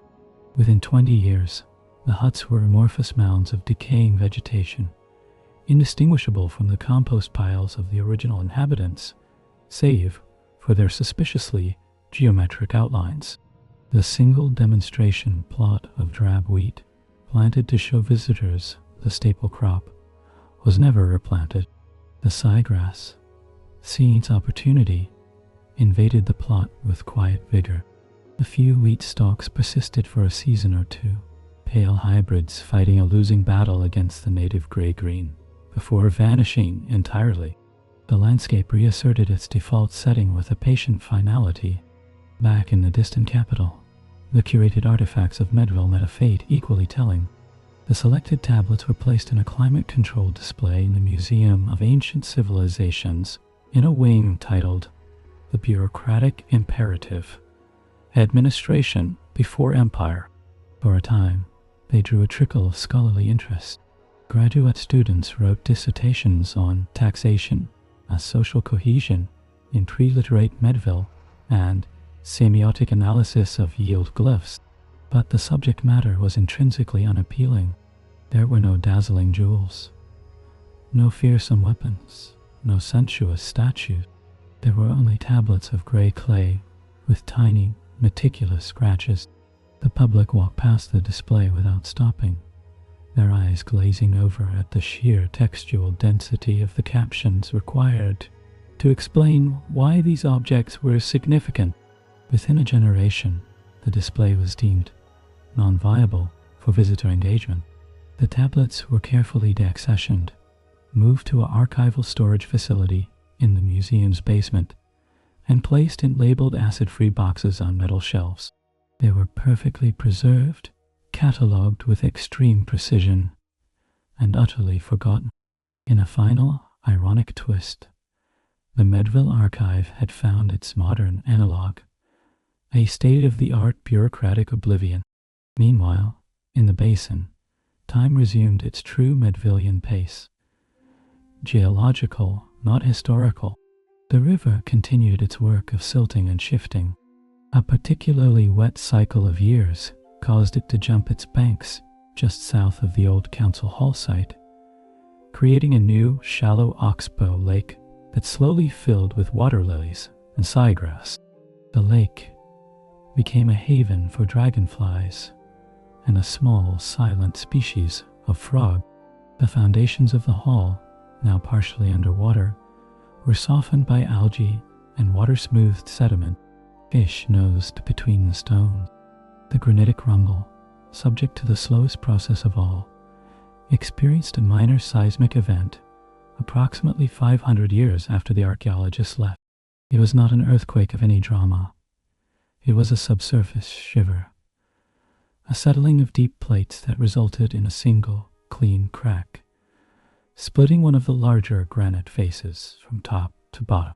A slab the size of a small house leaned outwards by 3 degrees. This was the most dramatic geological event in the region in over 10,000 years. If anyone had been there to see it, they might have found it noteworthy. There was no one. The crack opened, dust fell, and then the wind resumed its whisper. The exposed face of the crack revealed a slightly different color of rock beneath, a pale pinkish gray that would weather to match the rest of the rumble over the next several millennia. The climate, in its vast cycling inertia, entered a phase of even greater moderation. The seasonal differences became so slight as to be almost theoretical. Winters were a succession of cool, misty days. Summers were warm, but the heat was perpetually dampened by a haze that rose from the river and the siegrass meadows. Rainfall was so finely distributed as a perpetual gentle drizzle that it was difficult to say where the air ended and the water began. The sky was seldom blue, but neither was it stormy. It was a perpetual luminous gray, a diffuse dome of soft light. This hypertemperate phase further suppressed any potential for dynamic change. Forest fires were impossible. Floods were gentle, sluggish swellings. Even the decomposition of organic matter slowed in the cool, damp air, leading to a gradual accumulation of peat in the low-lying areas. The land itself was falling asleep. The fauna adapted to this supreme stability. The gray field vole, already a paradigm of unassertiveness, developed an even slower metabolism. Its generations stretched longer. Its tunnels became more extensive and leisurely in their excavation. A subspecies evolved that was slightly smaller and even quieter, its fur a perfect match for the dry siegrass of late summer. The birds that remained were insectivores with muted, single-note calls, used only for mating, a brief, soft peep that was often lost in the background hiss. There were no predators of any significant size. The ecosystem had achieved a balanced, low-energy stasis, a biological mirror of the social stasis Medville had once engineered. And what of the descendants? The small group by the river did not die out. They persisted, but their numbers remained so low, and their interactions with the environment so minimal, that they became, in effect, another stable species within the biome. Their culture, what little there was of it, completed its atrophy. Language is simplified to a few dozen words, necessary for immediate tasks. Water, grass, Wolle, Hut, rain, sleep. They lost the concept of counting past too. Their sense of time collapsed into a perpetual present, marked only by hunger and satiety, wakefulness and sleep. They had no stories, not even the folkloric remnants of Medville. The past was the place where the old stones were, a feature of the world like the rumble or the river, with no more narrative attached to it than to a cloud. Their technology regressed to its absolute Neolithic baseline. Fire was known, but often not maintained. It was easier to eat roots and vole meat raw than to gather wood in the damp air. Their shelters were simple windbreaks of piled grass. They had no art, no ritual, no social structure beyond the immediate family unit. They were, in every sense, post-historical. They lived and died, leaving less trace than the voles, for their bones scattered, were quickly dissolved by the acidic peat. This state of affairs continued for a time span that makes the entire history of Medville seem like a brief, frantic flicker. 1,000 years passed. Then 2,000. Planet's tectonics shifted continents. Ice ages came and went in distant latitudes. Civilizations rose and fell in flashes of glory and violence elsewhere on the globe. In the Medville Basin, nothing happened. The siegrass evolved incrementally, developing a slightly waxier coating on its blades to shed the constant moisture. The river's oxbow lake filled in completely, becoming a sphagnum moss bog. The crack in the granitic rumble weathered smooth. Eventually, the climate of the wider world changed. A slight global shift in oceanic currents brought a new weather pattern to the continent. Perpetual, gentle drizzle over the basin lessened. The sky cleared for longer periods. The sun, a pale disk rarely seen before, now shone with enough strength to warm the earth and dry the top layer of the immense siegrass peat that had accumulated over millennia. This drying was slow, taking centuries, but it initiated a chain. The siegrass, perfectly adapted to damp, began to recede slightly from the driest rises of land. In its place, a hardy, deep-rooted shrub with small, waxy leaves began to appear. It was a dull, olive-green color. It did not hiss in the wind. This botanical shift had a cascading effect. The voles, whose entire existence was tied to the root systems and seed heads of the siegrass, found their habitat shrinking. Their numbers declined. The insect population changed with the plant life.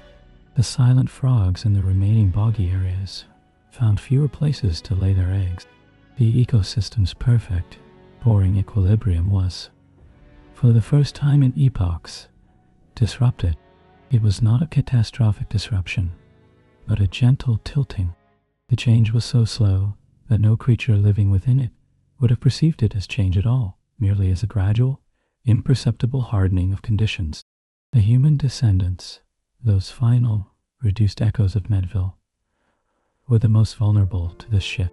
Their entire subsistence was based on the vole and the siegrass root. As the voles became scarcer and the roots harder to find in the new scrub, their already precarious existence became untenable. They did not starve in a dramatic famine. They simply failed to reproduce. The last family group, a woman and her 2 adult children, lived in a particularly dense patch of remaining siegrass near what had once been the river's source spring. One winter, which was now slightly colder and drier than any in ancestral memory, the mother died in her sleep, weakened by a scarcity of food. The 2 children, a man and a woman, stayed by her body for a time. Then, driven by an instinct older than Medville, older than language, They did what the restless youth of the Lake Plateau had done. They walked away. They moved westward, towards where the siegrass still seemed thicker, following the dwindling vole runs. They never returned. Their reed windbreak slowly disintegrated. Their few simple possessions, a smooth stone used for grinding, a pouch made of vole skin, were scattered by the wind and covered by the accumulating peat. With them, the last direct biological thread to the people of Medville was severed. The land was now truly empty of human consciousness. Millennia more passed. The shrubland conquered more of the basin. The siegrass persisted only in the lowest, wettest corridors along the river's many meanders. The granitic rumble, under the clear sky, was warmed by the sun by day and cooled sharply at night. This new thermal stress caused exfoliation, thin sheets of rock peeling away like the layers of an onion. The process was infinitely slow, but over tens of thousands of years, it softened the rumble's profile, rounding its edges, reducing its already modest height. Then the ice came, not a continental glacier, but a high-altitude shift that brought colder air from the north. Winters in the basin became genuinely cold. Snow fell, not in blizzards, but in a quiet, persistent dusting that lingered for months. The river froze at its edges. The shrubland died back, and a different, hardier grass took hold, a grayish-blue, tufted variety that rustled with a sound like paper. The voles were gone, replaced by a small, hardy lemming that burrowed deep into the peat to escape the cold. The landscape was transformed, but it remained quiet, stark, and monochrome. It was a different kind of boring now, a frozen, silent boredom instead of a damp, whispering one. The ice retreated as the global climate cycled again. Warmth returned, but differently. The basin became a temperate grassland. Trees, a species of dwarf, wind-stunted oak, struggled to establish themselves on the thin soil over the deep peat. They grew in twisted, isolated clumps. The river ran faster now, fed by meltwater from distant, younger mountains that had risen far to the west. It cut a slightly deeper channel, exposing in its banks layers of history, bands of peat, bands of clay, and in one place, a dense, compressed layer of pottery shards and charcoal. The midden of old thatch solidified into a geological stratum. The planet turned. The sun aged. The continents drifted on. The story of Medville, already ghostly, was buried under literal eons of silent transformation. Its stones were dust. Its river had changed its course 100 times. Even the granitic rumble was half its original size, worn down by time and weather. The very location of the central settlement was now a matter of impossible conjecture, a set of coordinates that pointed to a featureless rise in a sea of blue-gray grass under a vast, empty sky. In the grand, unimaginable scale of deep time, Medville's existence was a non-event. Its millennia of meticulous record-keeping, its slow climb from reed huts to a hall of archives, its even slower decline back into the grass, all of it was less than a single frame in the film of Earth's history. It left no fossil fuels, no mineral wealth, no altered evolutionary path. Its greatest impact was a localized concentration of certain clay minerals and a faint radioactive signature from its buried, forgotten iron and slag that would be detectable only by the most sophisticated scanning equipment. And, even then, it would be dismissed as a natural geological anomaly. And so, we reach the true end. Not an ending with people, or even with recognizable geography. The final state is one of pure, abstract negation. The ultimate sleep story must finally relinquish its last object, its last location, its last mote of dust that can be called Medville. Imagine a point in space. Above it, a sky of endless, silent gray. Around it, wind moving over an infinite, undulating plain of grey-blue grass. Beneath it, 2 miles of accumulated sediment, peat, and bedrock. And within that vertical column, at a specific depth, there is a thin horizontal layer of exceptionally fine, compacted clay. This clay is different from the strata above and below. If a core sample were taken and examined under a microscope, a trained geologist might note the presence of microscopic angular voids, the ghosts of organic fibers from reed huts long vaporized. They might find spherical, glassy microbubbles, the result of ancient clay being subjected to intense heat in a kiln. They might detect a part per billion level anomaly in trace metals, the last atomic echo of a poor-grade iron nail. They would classify it as an anthropic layer, a sign of very brief, very localized human activity during the Holocene. They would label it sample H7 in a database, attach a PDF of their analysis, and move on to the next core. That is all. There is no moral. So, there is no moral. There is no legacy. There is no memory. There is only the layer in the deep, dark earth, and above it, the wind, and above that, the indifferent sky. The history of Ancient Medville is the story of how a group of people turned the mundane into an institution, the institution into a civilization, the civilization into a relic, the relic into a relic, the relic into a rill of dirt, and its final, complete, and total achievement was to become absolutely, irrevocably, and eternally boring.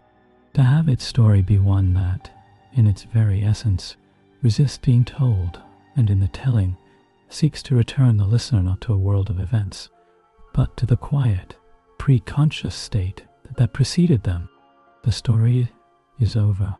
It has been over for a long, long time. The silence that follows is not an absence, but its true and final form, the central bureaucracy in the age of calculated sufficiency. An administrative deep dive. To understand the soul of Medville at its peak, one must not look at its buildings or its people, but at its processes. The true monument was not the council hall, but the daily, weekly, and annual cycles of administration that occurred within it.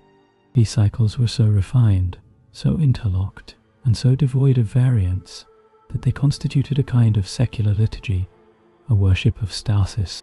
The day began not with a bell, but with the sound of the chief record-keeper's stylus case being unlocked. This occurred precisely at the moment the sun's edge cleared the granitic rumble, a moment calculated and recalibrated seasonally on a chart kept in the anteroom. The first tablet of the day was always the same. The daily meteorological and phenological observation log. A junior scribe, positioned at the northwest window of the hall's upper floor, would note the following: cloud cover on a scale from 1, unbroken gray, to 5, partial blue. Precipitation type, mist, drizzle. This note was not poetic. It was a checkbox observation. Examples from the archive include siegrass seed heads, fully formed but not yet detached. Goat number 47, Bran, shows increased nasal discharge. First foal sighting in Eastfield Path. Approximate distance 10 paces. This tablet was then handed to the deputy for internal logistics, who would glance at it to see if any of the data points fell outside the expected parameters listed on a separate reference tablet. They almost never did. Following this, the bureaucracy split into its two main streams: agricultural oversight and resource and artisan management. The agricultural oversight stream was a river of data flowing from the field. Each farming family was part of a tithing, a group of 10 households. The head of each tithing was responsible for submitting a weekly field condition report to a field reeve. These reports were oral, delivered in person every 7th day at the reeve's hut. The reeve would then translate the oral reports into a standardized format on a clay tablet. Questions were invariant. 1. Visible pest damage on drab wheat? Scale: none. Light, moderator. 2. Soil moisture at root depth? Dry, adequate, damp. 3. Weed encroachment in assigned plot? Scale as above. 4. Estimated time to harvest? In weeks, rounded to the nearest half week. 5. Notable observations? This column was almost always blank or contained entries like Nana or fieldstone moved from row 3 to row 7.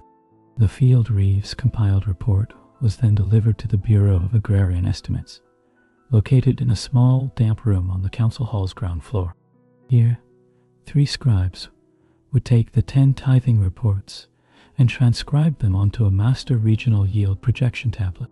Using a complex formula that factored in the season, historical averages for each tithing's land, and the current condition reports, they would calculate the projected harvest for the coming season.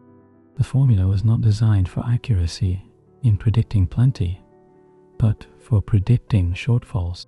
Its primary function was to trigger the grain reserve activation protocol if the projection fell below 95% of the annual consumption estimate.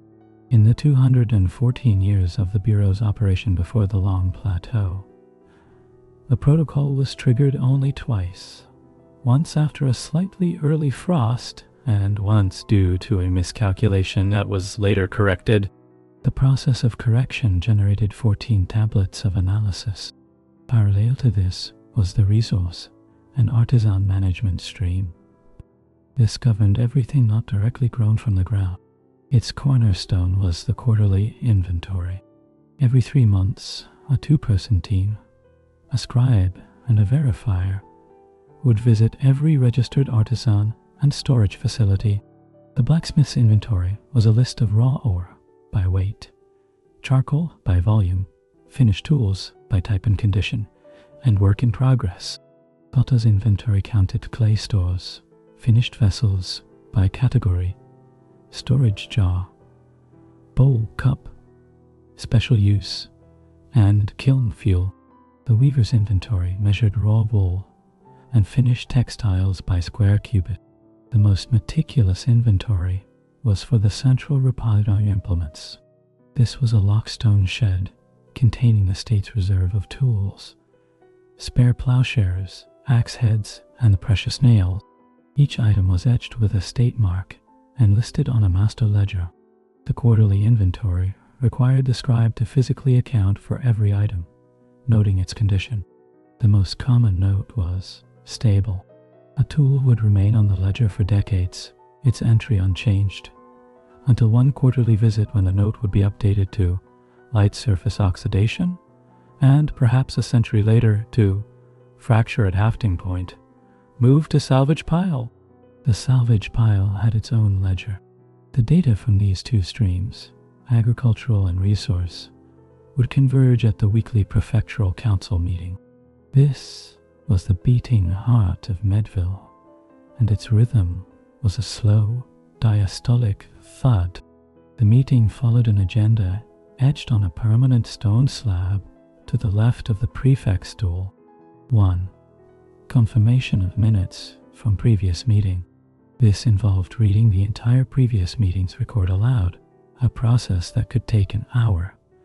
Corrections were rare and pertained only to factual errors in transcription. E.g., the yield was 4.2 measure. 2. Review of meteorological summary. Life acknowledgement. 3. Agricultural stream report. The head of the Bureau of Agrarian Estimates would read the projected yield. The prefect would nod. 4. Resource stream report. The head of inventory would summarize any changes. 1 plowshare moved to salvage. 1 new storage jar entered into repository. 5. Old business. This was often empty. If an item was carried over, such as the perennial discussion about repairing the well's windlass, it was restated and deferred again, pending further study. 6. New business. This was the most perilous part of the meeting, as it introduced the potential for change. Most items were tabled immediately to a subcommittee for review.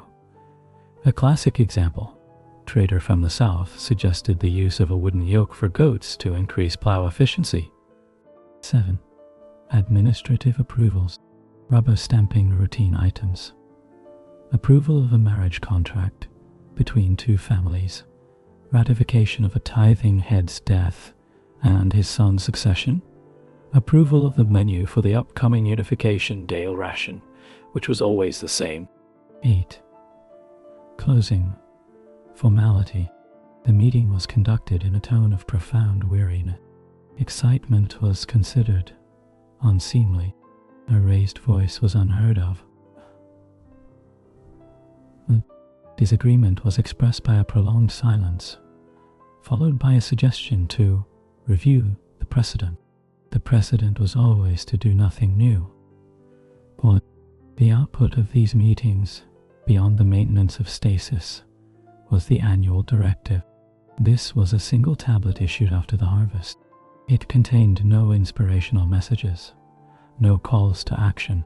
It was a list of adjustments to quotas and allocations based on the year's data. It might read, due to a 2% increase in projected yield from the eastern tithings, the grain tax for those households is increased by 1.5% to... The wool quota for the northern pastures is reduced by 0. The directive was read aloud in the square by the prefect to a small listless crowd, then posted on the council hall door. Its most profound effect was on the scribes, who had to update the myriad subsidiary ledgers and quota tablets that governed every household's life. This updating process, known as the reckoning, took 6 weeks and was the closest thing Medville had to a period of intense, focused activity. Beneath this top layer of administration was the vast, subcutaneous tissue cross-referenced record-keeping. This was Medville's true innovation. Every citizen was not just a name on a census tablet. They were a nexus of data points across multiple systems. A farmer named Gron, for example, would appear on the census roll, name, age, household, the tithing register, his tithing number, and his assigned plot coordinates. The agricultural contribution ledger, his annual grain, root, and vol pelt deliveries for the past 20 years. The tool allocation log. He was assigned plowshare #47 and hoe #12. The marital status registry, married to Lena, contract filed in year 14 of Prefect Hall. With the hut registry, he resided in domicile #203 on Grain Street, last rethatched in the year 7 of Prefect Jen. Well, if Gron died, a cascade of administrative actions was triggered. His name was struck from the census and tithing register. His plot was reassigned, triggering updates to the agrarian land charts. His tools were returned to the central repository, and their status updated on the ledger. His marital contract was annotated with his date of death. His hut was noted as vacant, pending reassignment or demolition. All of this was done not by one person, but by a chain of scribes in different bureaus, each making their specialized notation. The news of Gron's death flowing through the bureaucracy like a slow, cold seep of water through clay. The philosophy underpinning this immense effort was calculated sufficiency, and its high priest was the bureaucrat. The goal was not growth, not improvement, not glory. The goal was the elimination of surprise. Every tablet, every tally, every projected yield was a bulwark against the unpredictable. A surplus of more than 5% was as problematic as a deficit, as it raised uncomfortable questions about underconsumption or wasted planting effort. The ideal state was a perfect taut line between need and supply, with a tiny, precisely calculated buffer, the reserve, sitting silently in the granary, untouched, a monument to their success in defying chance. This system had a profound psychological effect on the populace. It bred a culture of passive accountability. One's life was not one's own. It was a set of entries in the state's ledgers. Aspiration was pointless, as deviation from one's assigned role, farmer, potter, herder, disrupted the carefully balanced equations. Innovation was a threat to systemic harmony. Why develop a better pot if the current pots met the defined need and all storage calculations were based on their capacity? Why write a song when the sound of the siegrass and the scratch of the stylus provided all the auditory backdrop required for a life of quiet duty? The education system, such as it was, existed solely to replicate the bureaucracy. Sons of scribes were taught the syllabary and the forms from the age of 7. Their training was not in critical thinking or creativity, but in memorization and precision. A single error in transcribing a number could, in theory, throw off the entire annual directive. The highest praise a young scribe could receive was that his work was without notable feature. It meant he had achieved perfect conformity. The ultimate expression of this worldview was the decennial systems review. Every 10 years, a special commission was formed to examine a randomly selected segment of the administration. One decade it might be the efficacy of vole pelt collection as a supplementary tithe. Another, the efficiency of charcoal allocation to the blacksmith versus the potter. The commission would spend the decade gathering data, interviewing, in a formal, scripted way, the relevant citizens and analyzing the processes.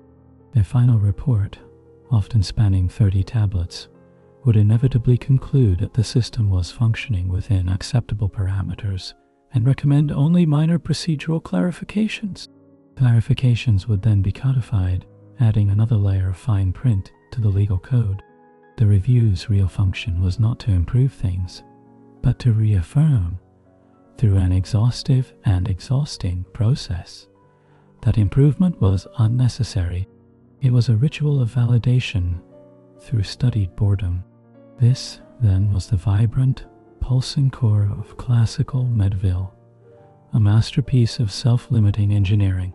It was a social organism that had metabolized the very concept of ambition and excreted it as procedural dust. Its people were not oppressed. They were meticulously managed into a state of contented nullity. The history of its politics was a history of avoiding decisions. The history of its economy was a history of preventing trade from becoming disruptive. The history of its culture was a history of refusing to create one. It was a civilization that looked in the mirror and saw not a face, but a perfectly balanced ledger, and found that image to be the pinnacle of beauty and truth. The silence in the council hall during meetings was not an empty silence. It was a full, heavy silence, pregnant with the weight of 1,000 tablets, all saying, in perfect unison, nothing at all. The material culture of contentment, a catalogue of the mundane. If the bureaucracy was Medville's mind, its material culture was its somnolent body. There was no distinction between art and utility, because art, the imposition of unnecessary form, was seen as a frivolous leakage of resources.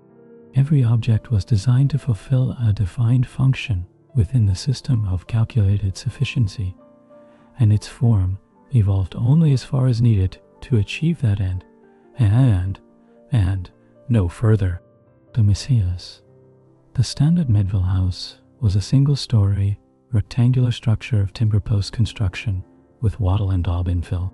Its dimensions were codified in the building code, tablet before, sections 122, 20 feet in length, 15 feet in width, 10 feet to the roof peak. The door was to be centered on the long south-facing wall, to capture the maximal diffuse light. There were no windows, as per the ordinance against unregulated thermal exchange.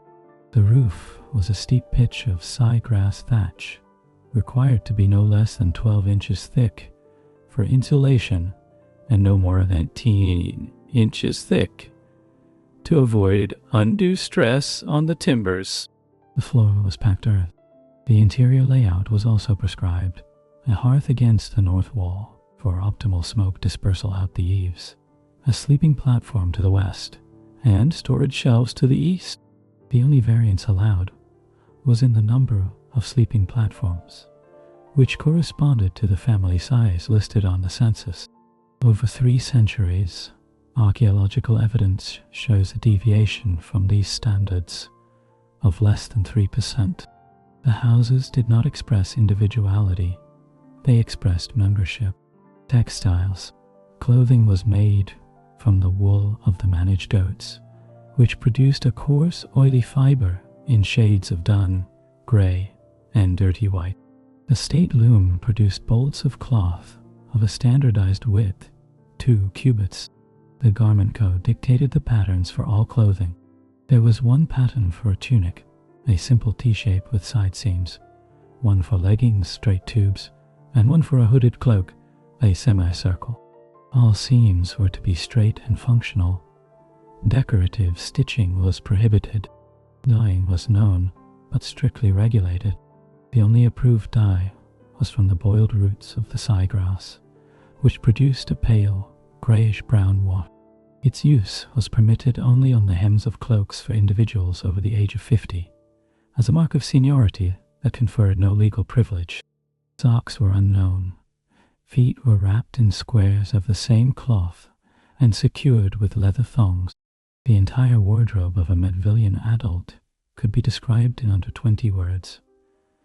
A tunic, leggings, foot wraps, a cloak, a leather belt.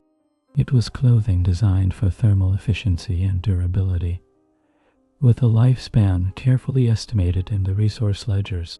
Pottery, as noted, the peak of Medville pottery was not aesthetic but technical, achieving a fully vitrified vessel that did not leak. The forms were brutally simple.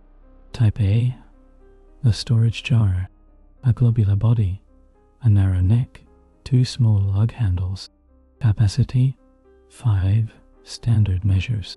Type B, the bowl, hemispherical, with a slightly everted rim, came in 3 sizes: small for individual porridge, medium for family stew, large for mixing. Type C, the cup, a smaller version of the bowl with no rim variation. Type D, the special use vessel, a catch-all category for lamps, a shallow dish with a pinched lip for a wick, and the rare kurnos, a multi-cup vessel used only in the allocation ceremony to measure grain portion. Surface treatment was limited to occasional, uneven smudging from the kiln. Potters were rated not on beauty, but on consistency of wall thickness and firing success rate. A batch where more than 10% of pots cracked was noted in the potter's record and could affect their material allotment for the next quarter. Tools. The epitome of Medville toolmaking was the standard issue hoe, Mark III. Its iron head was a rectangular blade, welded to a strapped socket that accepted a haft of ash wood of prescribed length and diameter. It was heavy, inefficient, and utterly reliable. It was designed not to break under normal use for a period of approximately 15 years, which matched the recalibration cycle for the tool replacement schedule. The blacksmith did not sign his work. He stamped it with a code indicating his forge, the batch of ore, and the year of manufacture. This was for quality control tracing, not pride of authorship. Other tools, axes, adzes, the nails, followed the same principle: adequacy locked in iron. Dietary habits. The Medville meal was a ritual of nutrient consumption. The primary staple was drab wheat porridge, a thick grey paste boiled in water and seasoned with a pinch of salt from a traded block that lasted a family a year. This was consumed twice daily. The evening meal might include vol stew, chopped vol meat, roots, and siegrass shoots boiled into a thin broth. Goat's cheese was an occasional luxury, hard and crumbly. It was a sour, thin beverage consumed only on festival days in a rationed half-pint. The act of eating was silent and efficient. There were no recipes, only procedures. The concept of a feast was alien. The Unification Day meal was the standard porridge and stew, but with a slightly larger portion of cheese. Culinary pleasure was not a category in the ledger of need. This material world created a profound sensory monotony. The color palette of life was gray, brown, dun, and the dull green of the grass. The sounds were the hiss of wind, the thud of a hoe, the scratch of a stylus, the low murmur of ritualized speech. Smells were of damp earth, wood smoke, sour grain, and goat. Touch was of coarse wool, gritty clay, and cool, moist air. The entire sensorium was designed to be non-stimulating, to provide no distraction from the quiet business of maintaining existence. It was a world scrubbed clean of wonder, because wonder was a form of uncertainty, and uncertainty was the one thing the system could not abide.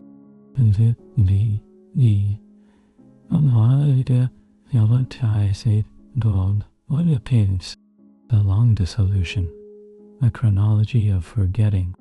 The decline of Medville was not an event, but a slope so gentle it was a plateau in itself. What follows is an annotated chronology of the 150-year period between the end of the ceremonial governance and the final lapse of the prefecture, focusing on the incremental failures of memory and will. Year 110, post-ceremonial peak. The first sign is a slowing in the production of new legal code commentary. The scholarly scribes who once debated the nuances of goat trespass law begin to die, and their replacements see no need to add to the mountain of analysis. The existing tablets are deemed sufficiently comprehensive. Year 25. The last decennial systems review is commissioned. It focuses on the efficiency of siegrass thatch harvesting, rotas. The commission meets only twice in the 10 years, citing a lack of new data to review. Their final report is a single tablet that simply recites the existing rota schedule and declares it satisfactory. Year 41, a minor event. The head brewer dies. His son, who has assisted him, knows the process but has never seen the master brewer's log, a tablet detailing water-to-grain ratios and fermentation times optimized over centuries. He cannot read the old cursive script of his grandfather's era. He makes the ale by memory and guesswork. Festival ale that year is notably more sour and watery. A few elders comment, but no official complaint is lodged. The log tablet is misplaced on a shelf, then used as a shim to level a wobbly storage barrel. Year 58. The first structural failure. A supporting post in the council hall, riddled with dry rot from a persistent leak in the roof that was noted but never repaired. The repair was deferred pending a study on the thatch sourcing. Gives way during a windless night. A corner of the upper archive room slumps.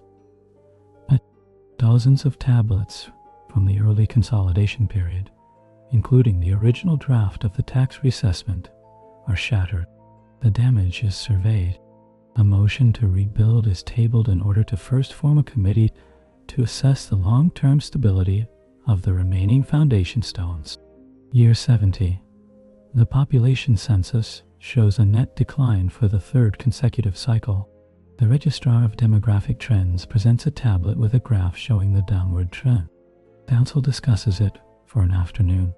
The prefect, an old man who napped through part of the discussion, concludes, "The system adjusts to its optimal scale. No action required." The tablet is filed. Year 83. The blacksmith, Jorn, is tasked with repairing the iron band on the communal well bucket. He finds his forge fire won't reach the necessary heat. The bellows, made from goat skin, have developed a slow leak he cannot find. The charcoal seems damp. He makes a passable repair using a lower heat, but the weld is weak. He does not report the substandard repair, nor the failing bellows. The knowledge of how to make a proper bellows, the selection of the skin, the treatment, the stitching pattern, died with his father.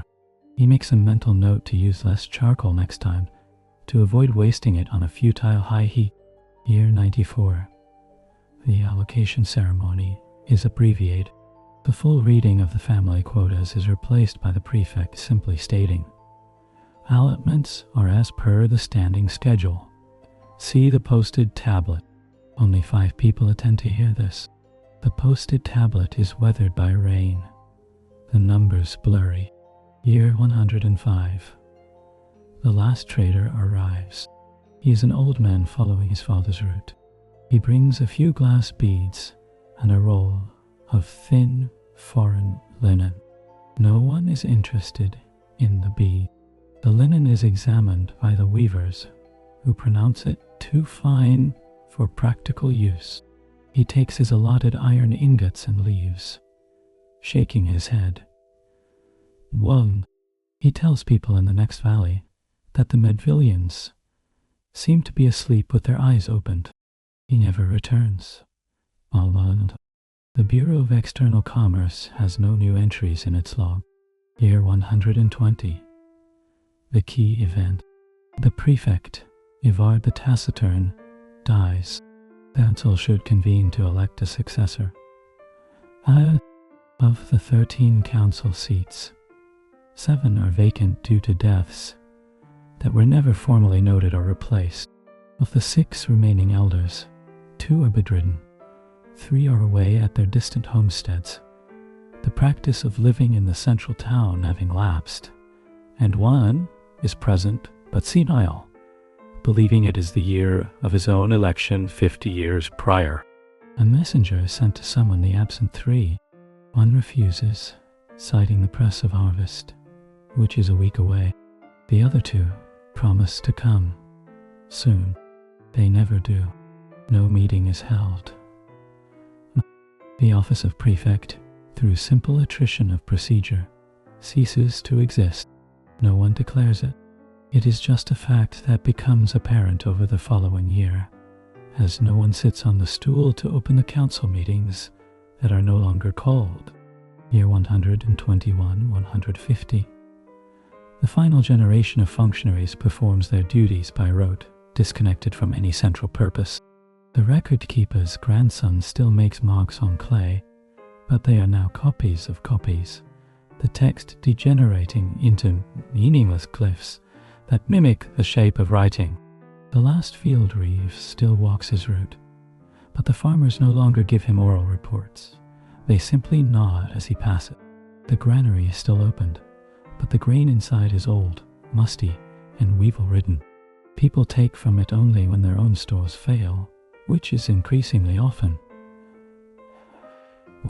Each small failure, a broken tool unmended, a collapsed hut unrebuilt, a forgotten festival, is not a crisis, but a tiny subtraction from the world of Medville. The substance is gone. Only the brittle, fading shell remains. The history is not ending in fire or ice, but in a long, tired exhalation, a sigh that matches the grass, lasting for 30 years, until the lungs are finally empty. The Coda, the geological aftermath, 10,000 years after the last human breath in the basin. The processes of geology, which had always been the true rulers, completed their reclamation. The peat that had formed from the siegrass and the collapsed reed huts of the final hamlet reached a depth of 15 feet. Under pressure, it began its slow transformation into lignite, a poor, soft coal.